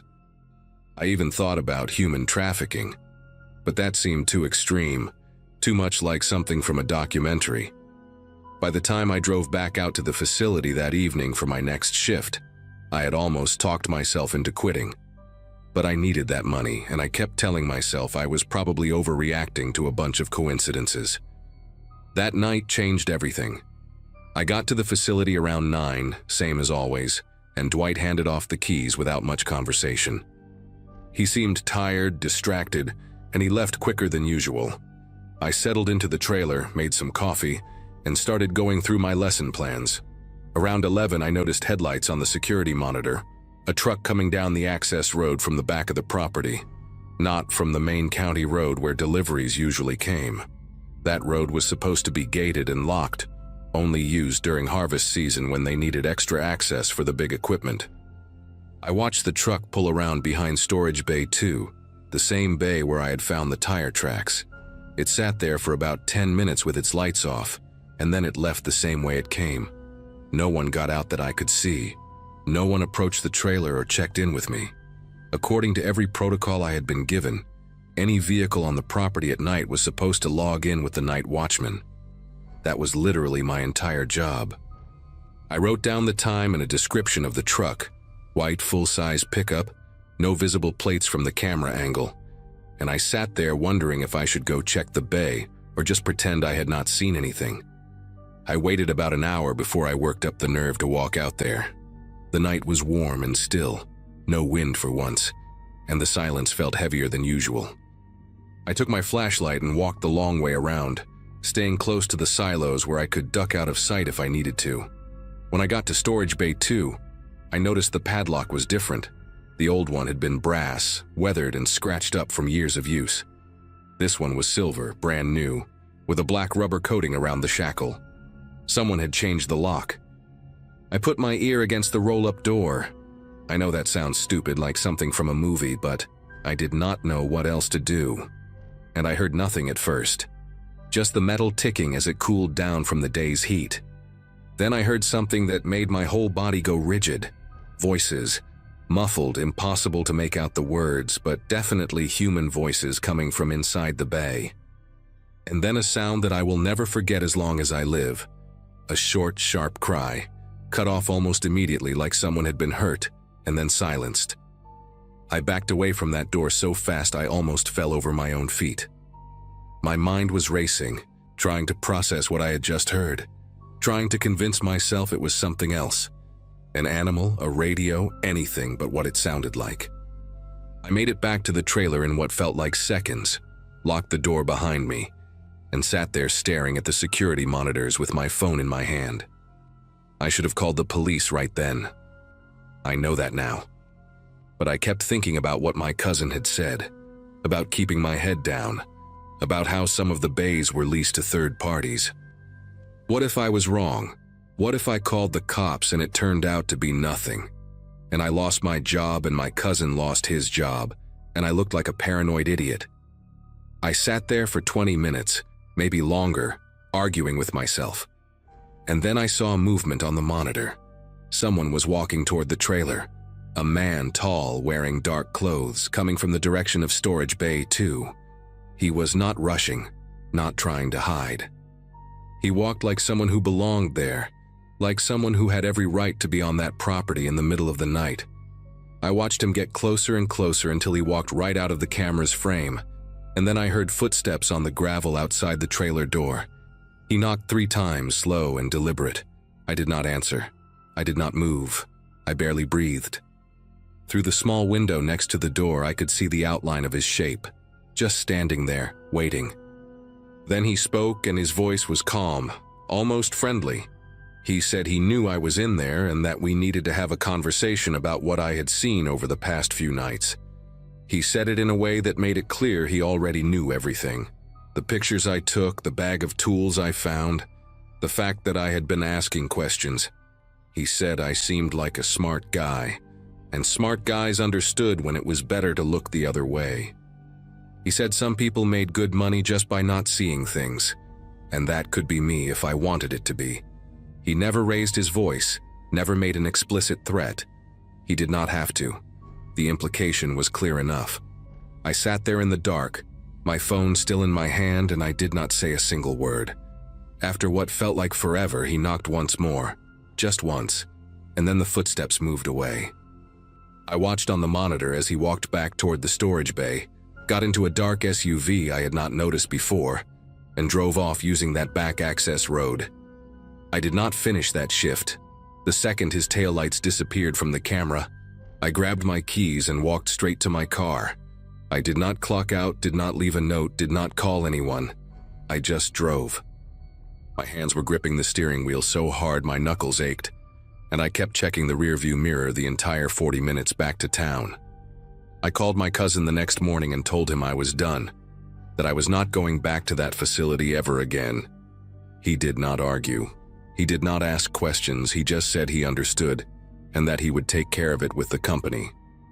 A week later, I saw on the local news that there had been a fire at an agricultural storage facility in Harlow County. Electrical malfunction, they said. Storage Bay 2 was completely destroyed. No injuries reported, no investigation opened. The facility shut down for repairs and never reopened. My cousin stopped returning my calls after that. We have not spoken in almost 2 years now, and when I see him at family gatherings, he acts like nothing ever happened. Like those 6 weeks just got erased from both our memories. I never found out what was really going on in that storage bay. I never found out who that man was or what happened to whoever made that sound I heard through the door. Some nights I still think about it. Lying awake at 3 in the morning, running through everything I should have done differently. I should have called the police that first night when I found the stain. I should have trusted my gut instead of listening to my cousin. I should have done something instead of just running away, but I did not, and now I have to live with that. The teaching job came through a few weeks after everything happened, and I threw myself into work, tried to move on, tried to convince myself that whatever was happening at that facility was not my problem anymore. But every now and then, I will be driving at night and I will pass some industrial building sitting alone in the dark, lights off, nothing moving, and I will feel this cold twist in my chest. Because I know now that there are places like that everywhere. Places where things happen that nobody talks about, and there are people whose job it is to make sure nobody ever finds out. I was almost one of those people. Sometimes I wonder if the only reason I am still here, still able to tell this story, is because I was smart enough to stay quiet and scared enough to run. And I do not know which part of that bothers me more.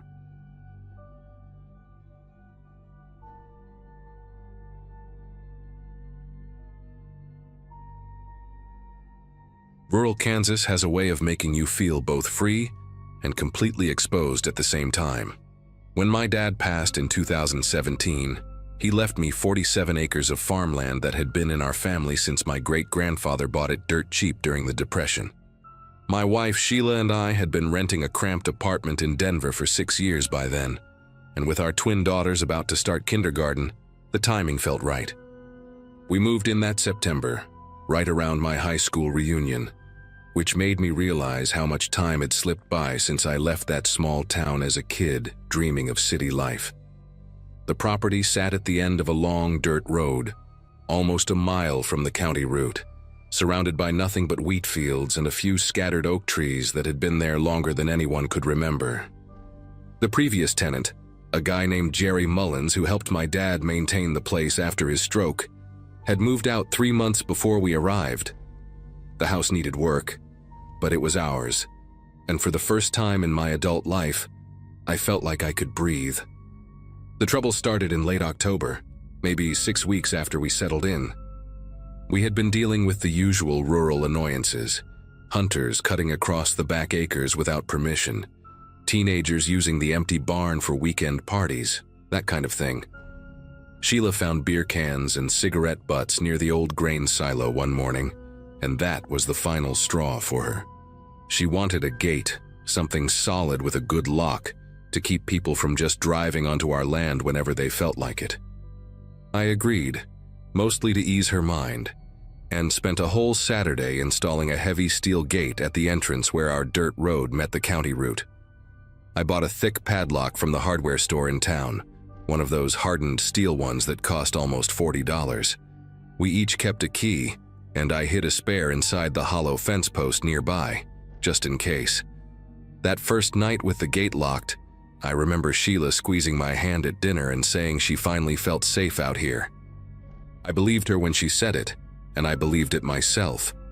3 days later, I woke up around 5 in the morning to let the dog out and noticed the gate was wide open, not broken, not forced, just open, swinging gently in the November wind like someone had casually unlocked it and forgotten to close it behind them. I walked the whole length of that dirt road in my bathrobe and boots, flashlight in hand, looking for any sign of what happened. Nothing. No trash, no footprints that I could make out in the dark, no indication that anyone had even been there. I told myself I must have forgotten to lock it properly, even though I could picture myself clicking that padlock shut and tugging it twice to make sure. Sheila gave me a look when I came back inside, the kind of look that said she was trusting me to keep us safe out here. I promised her it would not happen again, and I meant it. That evening, I checked the lock 3 separate times before coming inside for dinner, but it did happen again.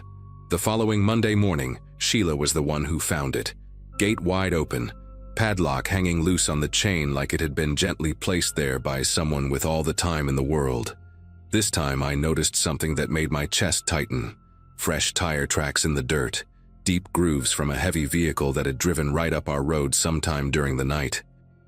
I followed those tracks almost halfway to the house before they curved off toward the old barn and disappeared into the harder ground near the equipment shed. I searched that barn top to bottom, checked every stall, climbed up into the hayloft where dust hung thick in the morning light. Nothing was missing, nothing was disturbed, but someone had definitely been on our property. Someone with a key. I called the sheriff that afternoon, and Deputy Nolan came out to take a report, but he seemed almost bored by the whole thing. "Probably just kids," he said. "Probably someone messing with you." I wanted to believe him, but those tire tracks told a different story. I replaced the lock that same week, drove 30 miles to a different hardware store because I did not want to buy from the same place, thinking maybe somehow someone had gotten a duplicate made. This new padlock was even heavier, a different brand with keys that had a unique pattern cut into them. I threw away the old lock entirely and made sure only Sheila and I had copies this time. No spare hidden in the fence post, nothing. For about 10 days, everything seemed normal. The gate stayed locked, the road stayed empty, and I started to convince myself that Deputy Nolan had been right after all. Maybe it really was just some kids playing a prank, and once they realized we were serious about security, they moved on to easier targets. Sheila stopped checking the windows every night before bed. The girls started playing outside again without one of us hovering nearby. I let my guard down, and that was exactly when things got worse. It was a Saturday morning in mid-November when I walked out to check the gate and found something that made me stop dead in the middle of the road. The gate was locked, Completely secure, chain wrapped tight, padlock clicked shut just like I had left it. But it was not my padlock. The one hanging there was silver instead of black, a completely different brand, with a keyhole that my keys would never fit. Someone had come onto our property during the night, removed my lock entirely, and replaced it with their own. I stood there for a long time, just staring at it, trying to make sense of what I was seeing. This was not a prank. This was not teenagers looking for a place to drink beer. Whoever was doing this wanted me to know they could come and go whenever they pleased, that no lock I bought would keep them out. They were sending a message, and the message was clear. This property belonged to them as much as it belonged to me. I cut that lock off with bolt cutters and bought a third one that afternoon, but my hands were unsteady the whole drive home. Sheila wanted to move. She said it plainly over dinner that night, the girls already in bed, her voice low and controlled in a way that scared me more than yelling would have. She said she did not feel safe anymore, that whoever was doing this knew too much about our routines, about when we were asleep, about how to get in without leaving a trace. I tried to calm her down, told her we would figure it out. But the truth was I did not have answers. I called Deputy Nolan again the next morning, and he came out to look at the new lock I had cut off, turning it over in his hands like it was a curiosity rather than evidence. He said there was not much he could do without catching someone in the act. No crime had technically been committed, no theft, no property damage beyond the locks themselves. He suggested we install cameras, maybe motion lights, something to discourage whoever was doing this. It felt like being told to solve my own problem, but I did not know what else to do. That night I ordered 2 trail cameras online, the kind hunters use to photograph deer, and paid extra for overnight shipping. The cameras arrived on a Wednesday, and I spent most of that afternoon mounting them. One pointed directly at the gate, hidden inside a wooden birdhouse I nailed to a tree about 20 feet back, and another aimed at the dirt road from the corner of our front porch. They were motion activated, designed to capture clear images even in total darkness using infrared. I tested them a dozen times, walking back and forth in front of each one until I was satisfied they were working perfectly. Sheila watched me from the kitchen window the whole time, and when I came inside she hugged me longer than usual. We both knew that whatever those cameras captured might change everything. That night I barely slept, checking my phone every hour to see if the motion alerts had triggered. Nothing happened. The next night was the same, quiet, still. The gate locked tight every morning when I walked out to check. By Friday I started to wonder if maybe the cameras themselves had scared whoever it was away. If just knowing they were being watched was enough to make them stop. I should have known better than to hope for something that simple. Saturday morning I woke up to 3 motion alerts on my phone, all time-stamped between 2 and 3 in the morning. My mouth went dry before I even opened the app. The first image showed headlights approaching the gate from the county route, just 2 bright circles floating in the darkness. The second image was clearer. A pickup truck, dark-colored, maybe blue or green, parked right in front of the gate with its engine still running. I could see exhaust rising in the cold air, caught by the infrared flash. The third image is the one that made me sit down on the edge of the bed and stay there for a long time. A man stood at the gate, his back to the camera, wearing a heavy work jacket and a baseball cap pulled low. He was not cutting the lock. He was not forcing anything. He had a key in his hand, and he was unlocking my gate the same way I did every single day, with the easy confidence of someone who had done it 100 times before. The camera caught him mid-motion, his arm extended, the lock already open in his other hand. He looked comfortable. He looked like he belonged there. I showed Sheila the photos and watched her face go pale. She asked me if I recognized the truck, and I told her I did not. But something about it nagged at me. The shape of it, the way the tailgate sat slightly crooked like it had been bent in an accident years ago. I spent the next hour going through every image the cameras had captured, frame by frame, looking for anything that might help identify this person. The camera near the house had triggered too, showing the same truck driving slowly up our road, headlights off now, moving like a shadow through the darkness toward the barn. There were 6 images total of the vehicle parked behind the equipment shed, sitting there for almost 40 minutes before it turned around and left the same way it came. 40 minutes. This person had been on our property for 40 minutes while my wife and daughters slept in their beds, while I lay dreaming not 200 yards away. I called Deputy Nolan again, and this time he actually sounded interested. He asked me to email him the photos, said he would run the truck through some databases, see if anything came up. But I was done waiting for the sheriff to solve this. I needed to find out who this was myself. The next morning I drove into town and stopped at the diner where most of the old-timers gathered for breakfast. I figured if anyone knew about a dark pickup truck with a crooked tailgate, it would be someone who had lived in this county their whole life. I sat at the counter and ordered coffee, then started asking questions as casually as I could. Mentioned I was looking for someone who might do some work on my property, someone who knew the area well. A woman named Betty who worked the register overheard me and asked which property I was talking about. When I told her, she got quiet for a second before saying I should talk to Jerry Mullins. The name hit me like a punch to the chest. Jerry Mullins, the same man who had worked for my father, who had lived on our property as a caretaker for almost 3 years before we moved in.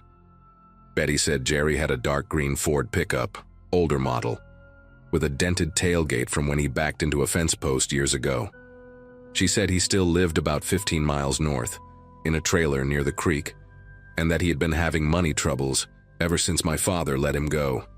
I did not correct her. My father never let Jerry go. Jerry had simply stopped showing up after my dad got too sick to manage the property anymore.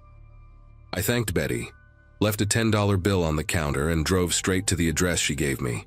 I found Jerry Mullins sitting on a plastic chair outside his trailer, smoking a cigarette and watching the road like he had been expecting someone. The truck was parked right there beside him. Dark green, crooked tailgate, the same vehicle from my camera footage. He did not seem surprised to see me. He did not even stand up when I got out of my car and walked toward him. I asked him straight out if he had been coming onto my property at night, and he just took a long drag of his cigarette before nodding slowly, like I had asked him about the weather. He said he still had keys. He said my father had given him copies years ago, back when he was trusted to come and go as he pleased, and he had never seen a reason to give them back. When I asked him why, what he was doing out there in the middle of the night, he looked at me with something that might have been shame or might have been defiance. I still cannot tell which. He said he had been storing things in the barn. Equipment, tools, some furniture he could not fit in his trailer. He said he figured no one was using the space anyway, and he did not think it would matter. 3 years of my father being sick, then dead, and Jerry had just kept coming and going like the property was still his responsibility, like nothing had changed at all. I wanted to be angry. Part of me wanted to grab him by his jacket and demand to know what gave him the right. What made him think he could terrorize my family like that? Make my wife afraid to sleep in her own home? But looking at him sitting there in that plastic chair, his clothes worn thin, his trailer rusting at the edges, I mostly just felt tired.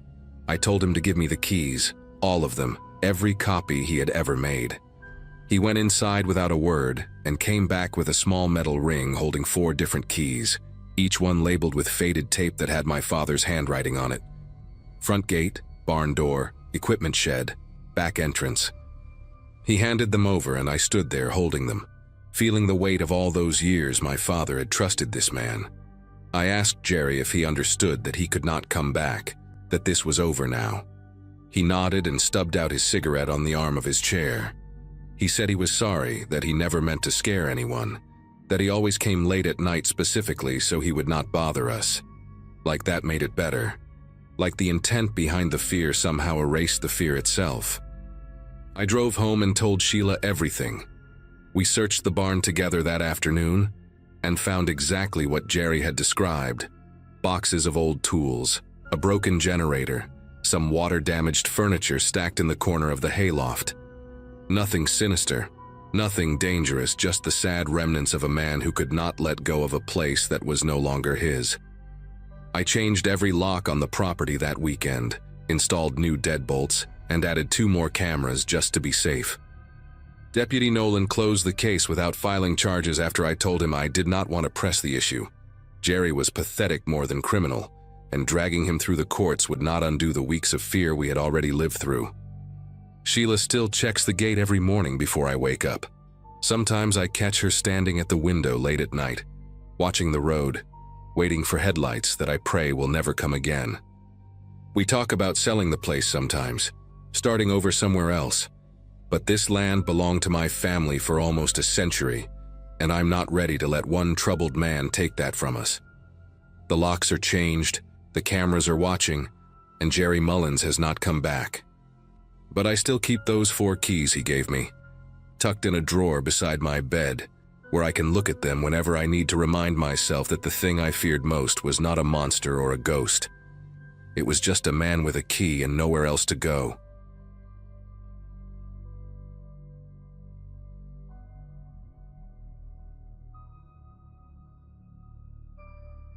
Buying a house on 12 acres outside Charlottesville, Virginia was supposed to be the best decision of my life.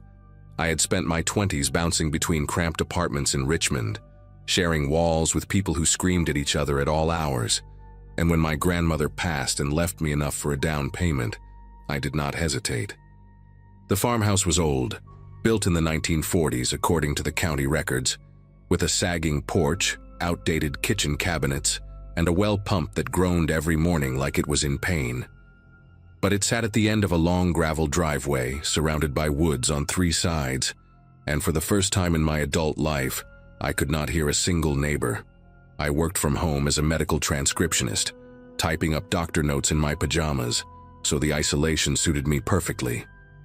My closest neighbor was Harold Jennings, an 80-something widower who lived about a mile down the road. We had a deal where I checked on him twice a week and he kept an eye on my property when I was away. By June, I had been living there for 8 months, and I finally felt like I belonged somewhere. That Saturday started like any other weekend. I woke up around 9, made coffee, and spent most of the day at my desk finishing a backlog of transcription files.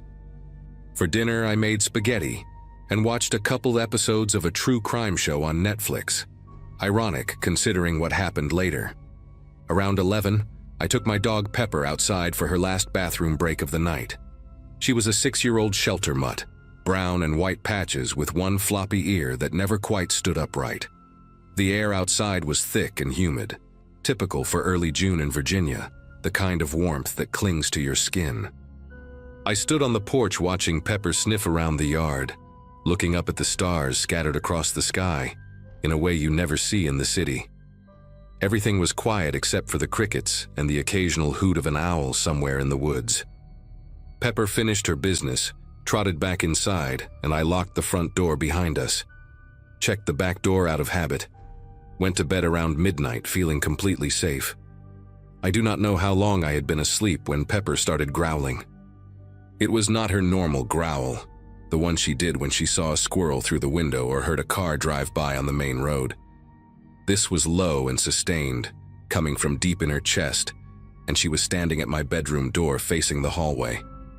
I grabbed my phone from the nightstand and checked the time, 1:47 a.m. For a few seconds, I just lay there, listening, trying to figure out what had set her off. Then I heard it. 3 knocks on the front door. Not loud, not aggressive, just 3 steady knocks like someone was being polite about it. My first thought was that something had happened to Harold. Maybe he had fallen, maybe he had walked over in some kind of confused state. He was getting up there in age, and I worried about him. I got out of bed and walked quietly to the living room, Pepper staying right at my heels, still growling that low rumble. The front door had a small window at the top, but it was dark outside and I could not see much. I also had a window to the left of the door that looked out onto the porch, covered by thin curtains. I did not turn on any lights. Something told me not to, some instinct I cannot really explain. So I just stood there in the dark, trying to see through the curtain. Then came another knock, and a voice, a man's voice, calm and friendly. He said his car had broken down about half a mile up the road, and his phone was dead. He asked if he could use my phone to call someone for help. It sounded reasonable. It sounded like the kind of thing that could happen to anyone on these back roads where cell service was spotty at best. But it was almost 2 in the morning, and I was a woman alone, and something about the situation made every muscle in my body tighten. I moved closer to the window and pulled the curtain back just an inch to get a better look at who was standing on my porch. He looked normal. That was the thing that made it so hard to know what to do. He was maybe 40, wearing jeans and a plain dark t-shirt, average build, short brown hair. He had his hands in his pockets and he was standing a few feet back from the door, not pressed up against it like someone desperate or aggressive would be. He looked like a regular guy who had car trouble.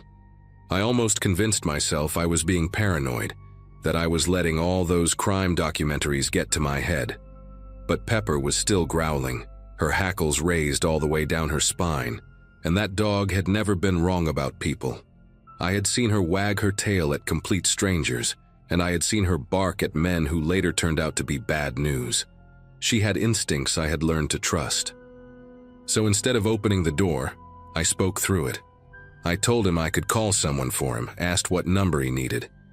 He said he appreciated that, gave me a name, said his brother lived about 20 miles away and could come pick him up. He even gave me a phone number. It all sounded so normal, so reasonable. I had my phone in my hand, ready to dial, when I glanced out the side window again. The porch light was off, and the only illumination came from a half moon. But my eyes had adjusted to the darkness by then. The man was still standing there, patient, waiting. And that is when I saw movement near the tree line at the edge of my property, maybe 50 yards from the house. At first I thought it was a deer, we had plenty of those around. But the shape was wrong. It was upright.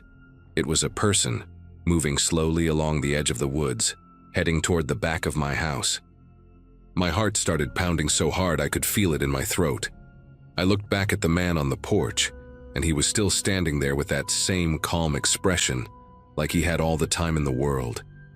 He had no idea I had seen the other one. Or maybe he knew exactly what was happening and this whole thing was part of a plan. I stepped back from the window, trying not to make any sudden movements, trying to think. My mind was racing through options.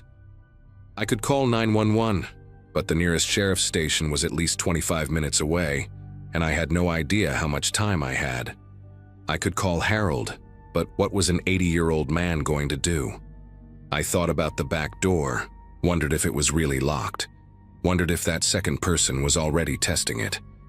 The man on the porch knocked again, a little louder this time, and asked if everything was okay. His voice was still friendly, but there was something underneath it now, a hint of impatience. I told him through the door that I was calling his brother right now, that help would be on the way soon. I was stalling, buying myself time to figure out what to do. I moved quickly and quietly through the dark house to the kitchen, where I could see the backyard through the window above the sink. The second figure was closer now, maybe 30 yards from the house, and I could see it was a man, bigger than the one on the porch, wearing dark clothes and some kind of cap. He was not even trying to hide anymore.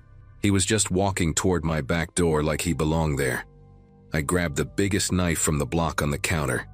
It was not much, but it was something. Then I went back to the front of the house and told the man on the porch that I was not going to open the door. I said I had called 911 and the police were on their way. It was a lie. I had not called yet, but I needed him to believe it. There was a long pause. I could not see his face from where I was standing, but I could feel the shift in the air, like the whole situation had changed in that moment. When he spoke again, his voice was different. The friendliness was gone. He said something like, "Come on, I just need to use your phone. Why are you making this difficult?" But it was not a question. It was a statement. And then I heard the back door handle rattle. Not a knock, not a polite request. Someone was trying to open it, testing to see if it was locked. Pepper went absolutely crazy, barking and snarling and throwing herself toward the back of the house. The man on the porch started pounding on the front door now. Not knocking anymore, pounding, and he was saying something, but I could not hear it over Pepper and the blood rushing in my ears. I finally called 911. My fingers were trembling so badly I almost dropped the phone twice. The dispatcher answered. and I started talking fast, too fast, trying to explain that 2 men were trying to break into my house, that I was alone, that I needed help right now. She asked for my address and I gave it to her, and she told me to stay on the line, that she was sending units my way. But I knew how far away they were.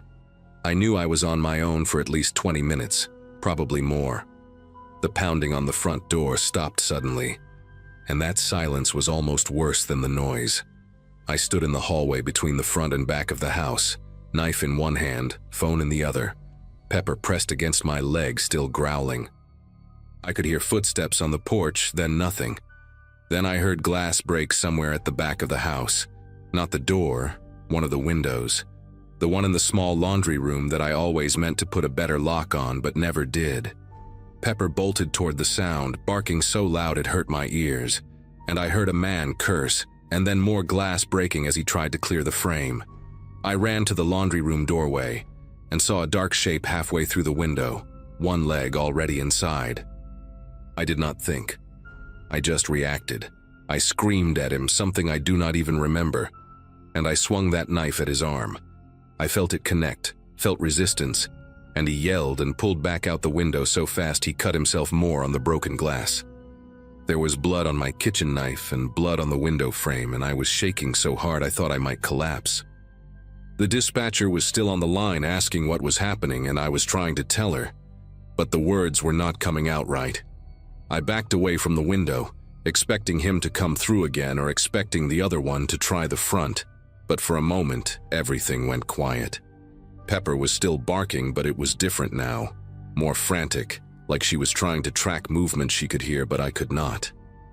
I kept switching my attention between the front door and the broken window, waiting for someone to come through, knowing I could not defend both at the same time.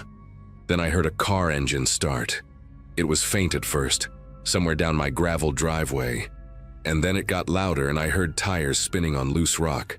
I ran to the front window and saw taillights disappearing down the road, moving fast with no headlights on. They were leaving. I did not understand it at first. I was still braced for someone to come crashing through a door or window. But the sounds outside faded, and then there was nothing but crickets and Pepper whimpering beside me. I stayed on the line with the dispatcher for another 18 minutes until I saw the red and blue lights coming up my driveway. 2 deputies came to the door and I finally unlocked it, still holding that knife, still shaking. One of them was a woman named Hartley, who took the knife gently from my hand and led me to sit down while her partner cleared the house. They found blood on the laundry room window, on the ground outside, and a trail of it leading into the woods where they must have parked their car somewhere out of sight. The deputies told me I did the right thing, that I was lucky, that most people would have opened that door. The sheriff's department investigated for weeks, but never found them. No matching DNA in the system, no witnesses, no abandoned car with a flat tire anywhere near my road. It was like they had never existed. But here is the part that still keeps me up at night, even 2 years later. About 3 weeks after it happened, a deputy called to tell me they had connected my case to 2 other incidents in the county from the previous year. Same pattern. A man knocking on a door late at night with a story about car trouble. A second person waiting in the shadows. The other 2 houses, the people had opened their doors. One woman was beaten badly and robbed. The other, an older couple, the husband did not survive. They had been targeting isolated homes, places where help was far away, places where people still trusted strangers enough to open their doors at night. I never found out if they were caught. I moved back to Richmond 6 months later. I still have Pepper, and she still growls sometimes at night for no reason I can see. When she does, I do not go back to sleep. I just sit there in the dark, listening, waiting for a knock that I hope never comes.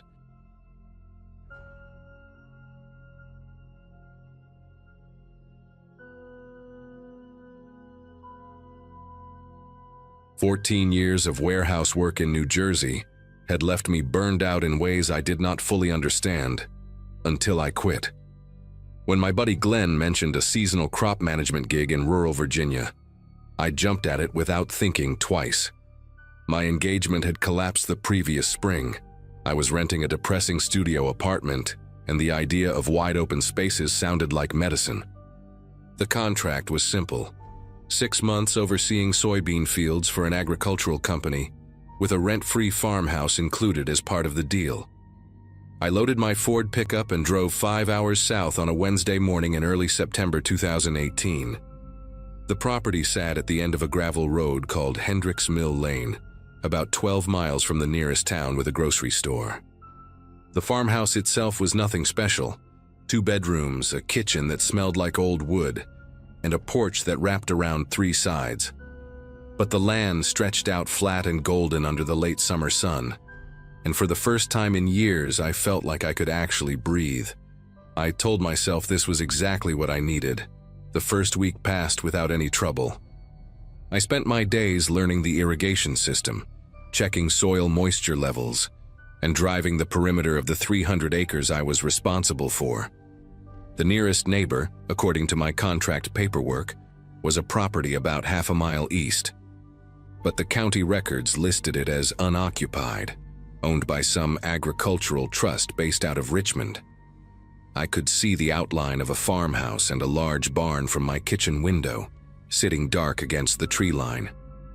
No cars in the driveway, no movement, no signs of life whatsoever. The isolation took some getting used to, especially at night when the silence became so complete I could hear my own heartbeat in bed. But I kept busy, called my mom every few days, and started settling into a routine that felt almost peaceful. It was on the 8th night, a Tuesday, when I first noticed the lights. I was brushing my teeth around 11 when I glanced out the bathroom window and saw a faint yellow glow coming from the supposedly empty property to the east. A single light, maybe in an upstairs window, burning steady through the darkness. I told myself it was probably nothing. Maybe the trust had sent someone to check on the property, or perhaps a caretaker stopped by occasionally.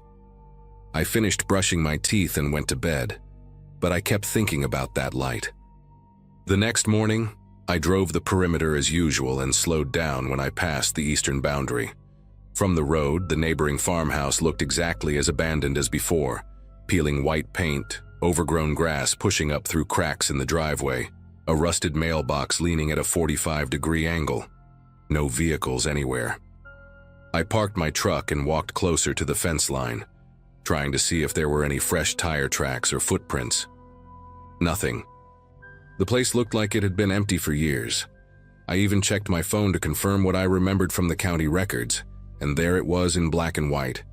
Property owned by Shenandoah Valley Agricultural Trust. Status unoccupied. Last recorded activity dated back to 2014. I drove back to my farmhouse feeling stupid for even worrying about it. Old houses have electrical quirks, timers on lights, all kinds of explanations. But then it happened again that same night. This time I was sitting on the back porch around 10, drinking a beer and listening to the crickets, when I saw not 1 but 3 lights come on in sequence across the neighboring property. First the upstairs window, then something on the ground floor, then a light inside the barn. They stayed on for maybe 20 minutes, then went dark one by one in reverse order. I sat there with my beer getting warm in my hand, watching that dark silhouette against the tree line, waiting for something else to happen. It did not. The property just sat there, black and silent, like it had been abandoned all along. I went inside and locked every door, which felt ridiculous given that I had not locked anything since arriving. That night I slept poorly, waking up twice to sounds I could not identify. A low rumble that might have been a vehicle on a distant road, a rhythmic creaking that was probably just the house settling. In the morning, I found myself checking the windows before I even made coffee, scanning the tree line for any sign of movement. The following Saturday, I drove into town to pick up supplies and decided to ask around about the neighboring property. The town was called Burkeville, a small cluster of buildings centered around a gas station, a hardware store, and a diner called Maxine's that seemed to serve as the local gathering spot. I grabbed a seat at the counter and ordered coffee and eggs from a woman in her 60s with gray hair pinned up in a bun. Her name tag said Darlene. When she brought my food, I mentioned I was working the Henderson contract out on Hendricks Mill Lane, and she nodded like she already knew. Small towns are like that. I asked her about the property to the east of mine, the one owned by some agricultural trust, and her expression changed in a way I cannot quite describe. Not fear exactly, more like caution. She said she did not know much about it, that properties changed hands a lot around here, and then she moved down the counter to refill someone else's coffee. I tried asking the guy sitting 2 stools over, a heavy-set man in a John Deere cap who had been eating pancakes in silence. He looked at me for a long moment, syrup still dripping from his fork, and said something I will never forget. Best not to get involved in other people's boundaries out here. I pressed him on what that meant, but he just shook his head and went back to his pancakes. The whole diner had gone quiet, and I became aware that several people were watching me with expressions that ranged from pity to something harder, something like warning. I finished my eggs without tasting them and left a bigger tip than usual, hoping that might loosen someone up. It did not. Outside, I ran into an older man loading bags of fertilizer into a pickup truck, and I tried one more time. I told him I was new to the area, just trying to understand the lay of the land, and asked if he knew anything about the property east of my place. He stopped loading and looked at me with pale blue eyes that had probably seen 70 winters or more. He said the land out there had history, that people who owned it tended to keep to themselves, and that I should do the same. When I asked what kind of history, he just climbed into his truck and drove away without another word. I stood there in the parking lot feeling like I had walked into the middle of a conversation that had been going on for decades, speaking a language everyone understood but me. That night, everything changed. I was lying in bed around 1 in the morning, not quite asleep but drifting in that halfway state, when I heard the sound of tires on gravel. Slow, deliberate, crunching along at maybe 5 miles per hour. I got up and moved to the window without turning on any lights, keeping myself pressed against the wall so I could see out without being seen. A vehicle was rolling past my property on Hendricks Mill Lane. A large pickup truck or maybe an SUV, I could not tell for certain because it had no headlights on. Just a dark shape moving through the darker night, engine barely above idle. It passed my driveway and continued down the road toward the eastern property, then disappeared around a bend. I stood at that window for maybe 15 minutes waiting until I saw it come back the other way. Same speed, same silence, same absence of lights. This time it slowed even more as it passed my house, and I swear I could feel eyes scanning my windows, even though I could not see anyone inside the vehicle. My heart was pounding so hard I could feel it in my throat. After it passed, I did not go back to bed. I sat in the kitchen with every light off, watching the road through the window above the sink until the sun came up. The morning brought something worse. I walked the perimeter of my farmhouse the way I had started doing every day, checking for anything out of place, and that is when I found the footprints. They were in the soft dirt beneath my bedroom window, 2 distinct boot prints, deep enough to suggest someone had been standing there for a while. The window itself was about 5 feet off the ground, too high to see in without effort, but if someone stood on their toes or brought something to stand on, they would have had a clear view of my bed. I crouched down and studied those prints, trying to memorize every detail. Work boots size 11 or 12 with a distinctive wear pattern on the left heel. There were more prints leading away from the window, tracking through the grass toward the back of the property. I followed them for about 200 yards until they reached an old irrigation ditch that cut through the fields toward the eastern boundary. The ditch was dry and overgrown with weeds, clearly unused for years, but the vegetation had been trampled flat in a narrow path. Someone had been using this ditch as a corridor to access my property without being seen from the road. I called the sheriff's department that afternoon. A deputy named Womack came out around 4, a tall man with a sunburned neck and the kind of tired eyes that suggested he had seen everything twice. I showed him the footprints, which had dried and hardened in the midday heat, and walked him out to the irrigation ditch. He listened to everything I said without interrupting, nodding occasionally, writing nothing down. When I finished, he stood there looking out toward the eastern property for a long moment before speaking. He said that folks out here valued their privacy, that property lines could be complicated when you had old irrigation rights and shared access roads from decades past. I told him someone had been watching me through my bedroom window, and he said he understood my concern, but that there was not much he could do without more evidence. No crime had technically been committed. Before he left, he gave me his card and told me to call if anything else happened, but the way he said it made me feel like he was just going through the motions. I watched his cruiser disappear down Hendricks Mill Lane and realized I was completely on my own out here.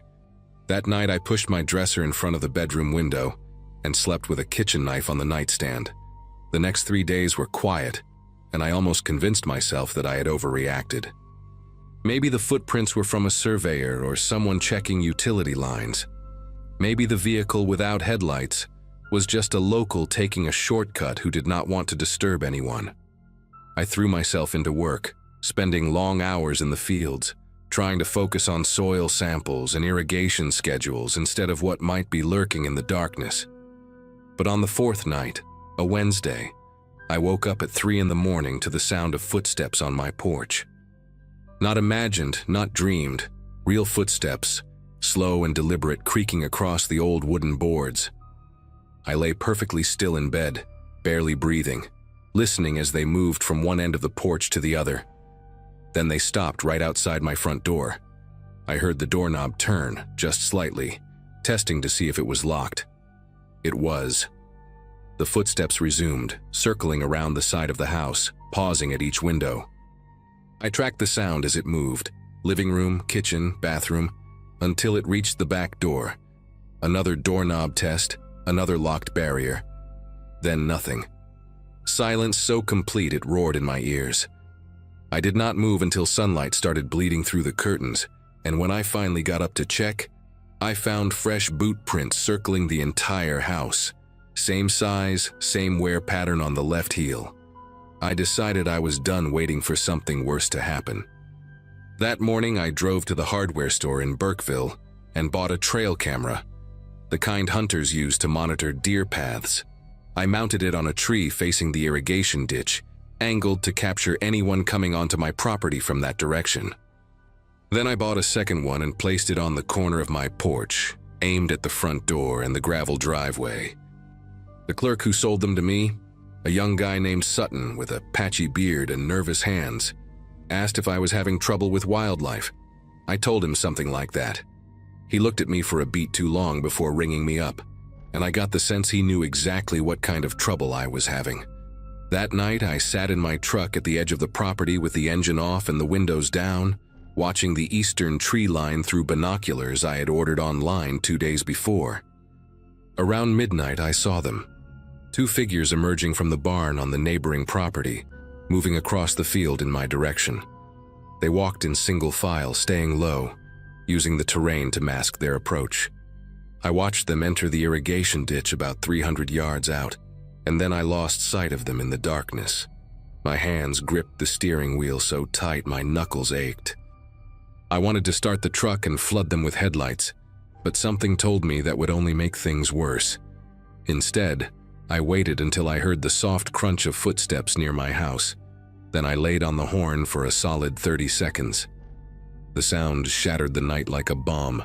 When I finally stopped, I heard running, fast, panicked, retreating toward the ditch. The trail cameras caught everything. 2 men, faces partially obscured by baseball caps pulled low, crossing onto my property around 12:15 in the morning. The footage was grainy, but clear enough to see they were carrying something, a duffel bag, maybe tools. I could not tell for certain. I saved the files to my phone and drove straight to the state police barracks 40 miles north, bypassing the local sheriff entirely.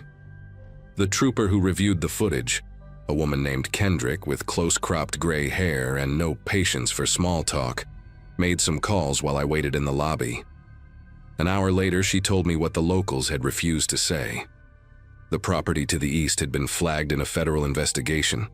Something about illegal cultivation hidden in the back acreage, distribution networks running through rural properties with absentee owners.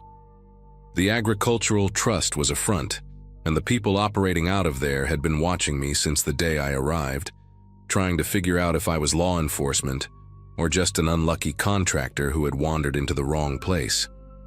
Trooper Kendrick arranged for me to break my lease that same day. No penalties, no questions. I packed everything I owned in under 2 hours and drove north without looking back. I found out later that a raid happened about 3 weeks after I left. Multiple arrests, the whole operation dismantled. Sometimes I still think about those nights alone in that farmhouse, the footsteps circling in the darkness, the eyes watching from the tree line. The countryside had seemed so peaceful when I arrived, so empty and quiet, but the silence was never emptiness. It was just everyone around me holding their breath, waiting to see what I would do.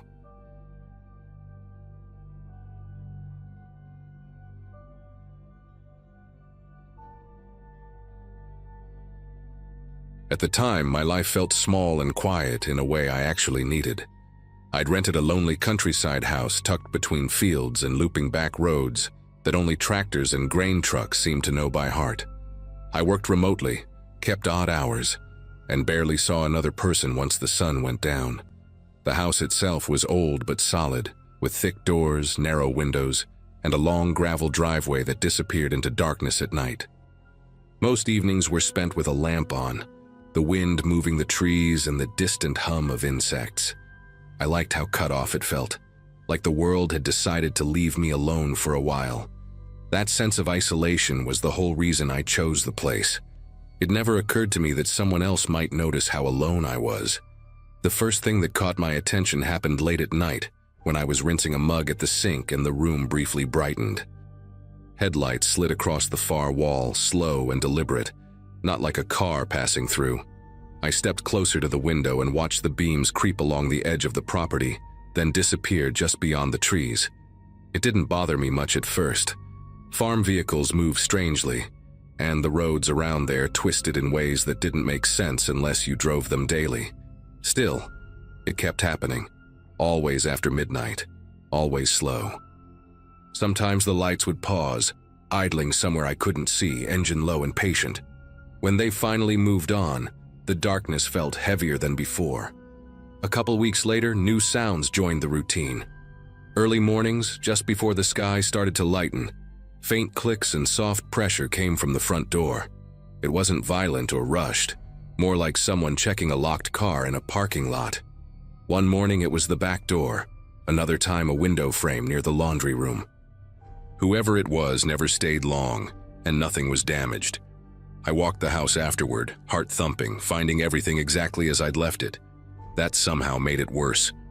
Locks untouched meant the person testing them knew they could wait. The storm arrived without much warning, rolling in heavy and loud, flattening the fields with rain and bending the trees until they groaned. The power cut out first, then the cell signal dropped to nothing, leaving the house humming with rain and silence. Candles barely pushed back the dark, and the wind kept hitting the walls like it was trying to listen through them. That was when the headlights came back, brighter this time, stopping so close the glow leaked under the curtains. I stood there realizing something with a clarity that made my chest ache. Whoever was outside hadn't been trying to get in before. They'd been learning the house, learning me, and waiting for the moment when no one could hear me call for help. I stayed still, listening, counting the seconds between gusts of wind and the soft idle of an engine somewhere beyond the trees. The rain masked smaller sounds, but not all of them. Gravel shifted, slow footsteps pressing into wet ground, careful enough not to splash.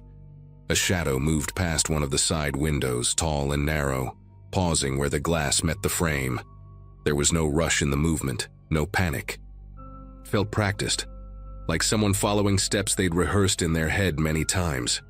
I backed away from the window, keeping to the darker part of the room, trying to control my breathing as the house creaked around me. The first real contact came at the back door. Not a knock, not a bang, just the gentle turn of the handle testing the resistance. Metal whispered against metal. It stopped, then tried again, slower, as if whoever was outside wanted to feel exactly how much pressure it took.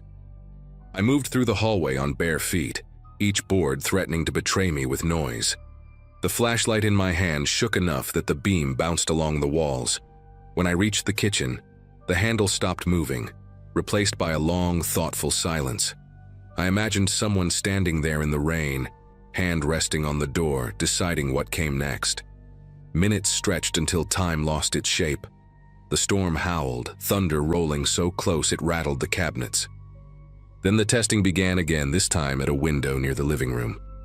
Fingers brushed the glass, slow and deliberate, tracing the edge like they were memorizing it.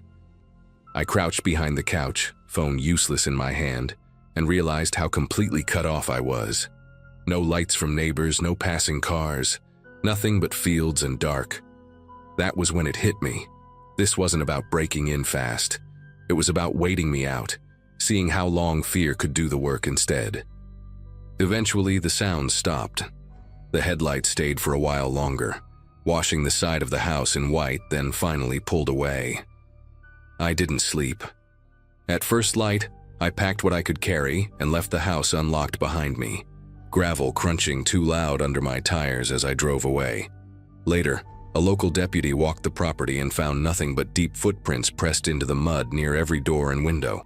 No sign of forced entry. I never went back. Whatever patience had been waiting for me out there didn't need another chance. As days passed, I couldn't shake the feeling that I hadn't truly escaped. The whole thing, those headlights, the quiet testing, sat with me like a shadow, one I couldn't outrun. It's easy to tell yourself things like, maybe it was just a strange coincidence, or there's a perfectly logical explanation. But deep down, I knew better. I still couldn't explain how someone could have learned that house so thoroughly without ever stepping foot inside, or why they'd only been testing, never forcing. There was no conclusion to the nightmare that made sense. No one came forward. No evidence was found. The sheriff's department gave me the usual keep an eye out talk and moved on. But I couldn't. A few months later, I did some digging, trying to find answers, or at least make peace with the strange events. Turns out, a similar pattern had been reported in a nearby town years before.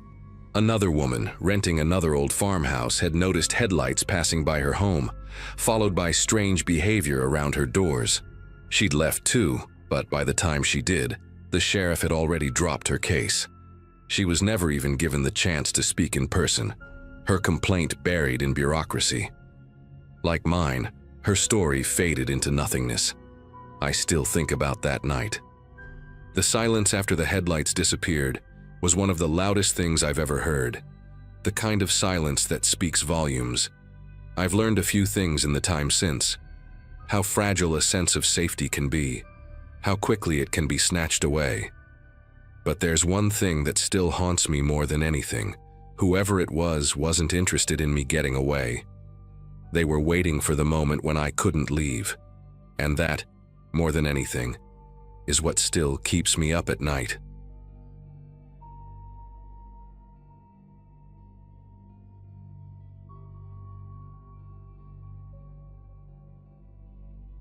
Posting this here feels strange, but the memory still sits heavy with me, and maybe someone out there will recognize pieces of it.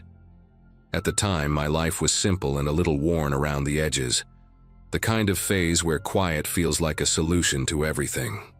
I had just bought a neglected rural farm through a county auction, drawn in by the low price and the promise of isolation. The listing described it as vacant for years, a forgotten patch of land with a farmhouse and an old barn leaning into the wind. I imagined slow mornings, manual work, and the kind of silence you can't buy in town. Friends thought it was impulsive, but impulsive felt better than stagnant. The drive out there was long and empty, gravel roads stretching farther than expected. By the time I unlocked the farmhouse door, the sun was already low, turning the fields dull and flat. The first hours were spent opening windows and pushing stale air out of the rooms. Dust coated every surface, but not in the uniform way abandoned places usually collect it. Inside a bedroom closet, shirts still hung on mismatched hangers, sleeves stiff but not decayed. In the kitchen, canned food lined a shelf, labels faded but intact, some arranged with a care that didn't match abandonment.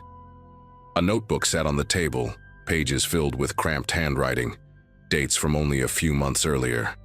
That detail caught my attention more than anything else, because the auction paperwork claimed no one had lived there in years. I walked room to room, noticing small things that felt paused rather than left behind. A chair angled toward a window, a pair of work boots by the door, a half-used bar of soap. None of it fit the story I had been sold. As evening settled in, the property took on a different tone. Sounds carried farther than expected, each creak of wood snapping sharp in the open air. While unloading tools from my truck, a dull thud echoed from the barn, deep and hollow. It wasn't the wind, and it wasn't an animal scramble either. It sounded deliberate, like weight shifting. I stood still, listening, counting my breaths without meaning to. The barn doors were shut, chained the way I'd left them earlier. When I walked closer, the smell of hay and damp earth grew stronger, and the noise stopped completely. That silence felt heavier than the sound had been. Later that night, curiosity won out over caution. With a flashlight in hand, I crossed the yard again, beam cutting through tall grass and catching movement that turned out to be nothing at all. Near the barn, fresh footprints pressed into the dirt, clear and sharp, leading away from the doors toward the farmhouse. They weren't mine, and they weren't old. The prints followed a path I had walked earlier, then veered off, circling back toward the house. Standing there, I felt exposed in a way that's hard to explain, like the land itself was watching. I locked every door when I went back inside, double-checking each one, even though I knew it wouldn't change much. Sleep came in fragments, broken by the sense that the house wasn't as empty as it claimed to be. Morning light didn't bring the relief I expected. The house looked ordinary again, almost harmless, but the details from the night before refused to fade. Over coffee made with bottled water, I went through the notebook I'd found, reading the entries slowly. The writing jumped between mundane notes about chores and sharper comments about noises, doors left open, and shadows near the tree line. One page mentioned someone entering the barn repeatedly, always after dark, always leaving no trace by morning. That conflicted with the official records I'd reviewed before buying the place, so I drove into the nearest town to ask questions. The county office was small, quiet, and smelled faintly of old paper. When I mentioned the farm, the clerk paused longer than necessary before answering. According to public records, the previous owners had left abruptly, citing safety concerns that never made it into formal complaints. No police reports, no inspections, no follow-up visits. It was treated like a quiet relocation, the kind rural families make without explanation. An older man waiting behind me leaned in and said he remembered lights moving across that land late at night, long after it was supposed to be empty. He shrugged it off as trespassers or kids looking for trouble, but his voice lacked conviction. Driving back, I noticed tire tracks near the fence line that hadn't been there the day before. They stopped short of the road as if someone preferred not to be seen coming or going. By the time I reached the house, the sense of being observed had returned. That afternoon, I focused on clearing brush around the barn, trying to ground myself in physical work. Inside, the air felt warmer than it should have, carrying a faint smell of sweat and old fabric. In a corner stall, I found a blanket folded neatly, still holding the shape of recent use. There were food wrappers tucked behind a beam, the kind you'd eat in a hurry, trying not to make noise.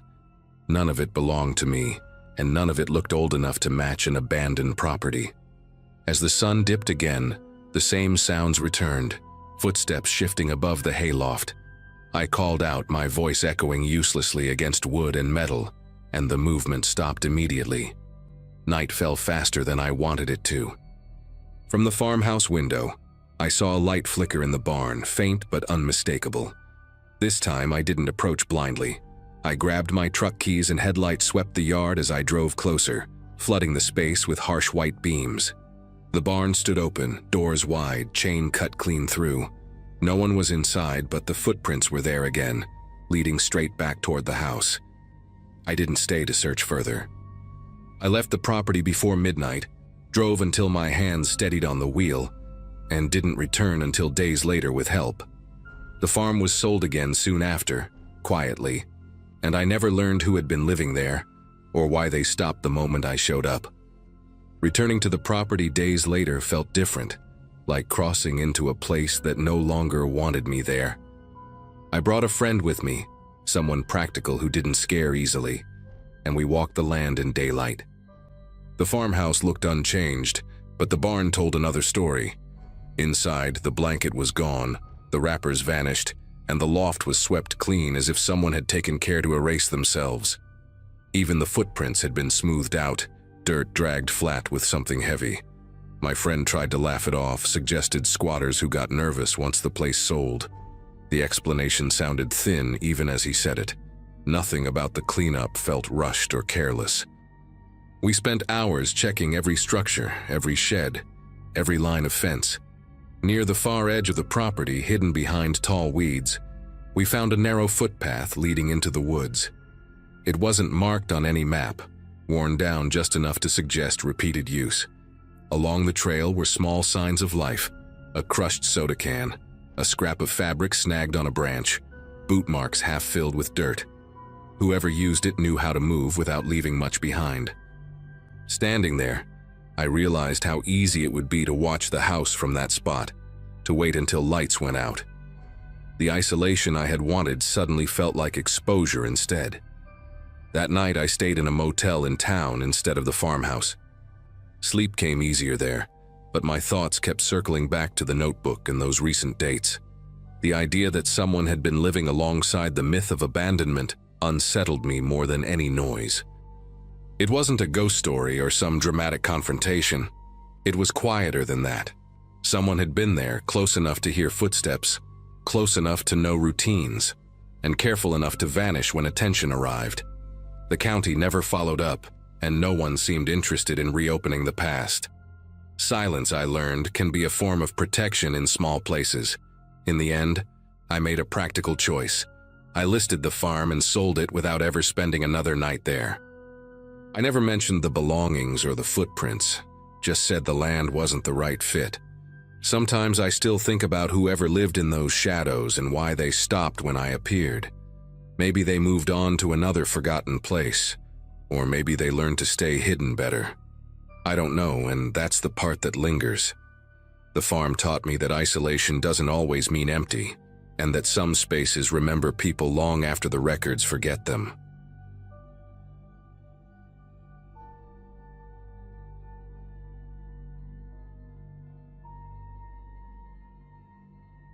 Moving into that house marked the start of a quieter chapter of my life, or at least that's what I believed at the time.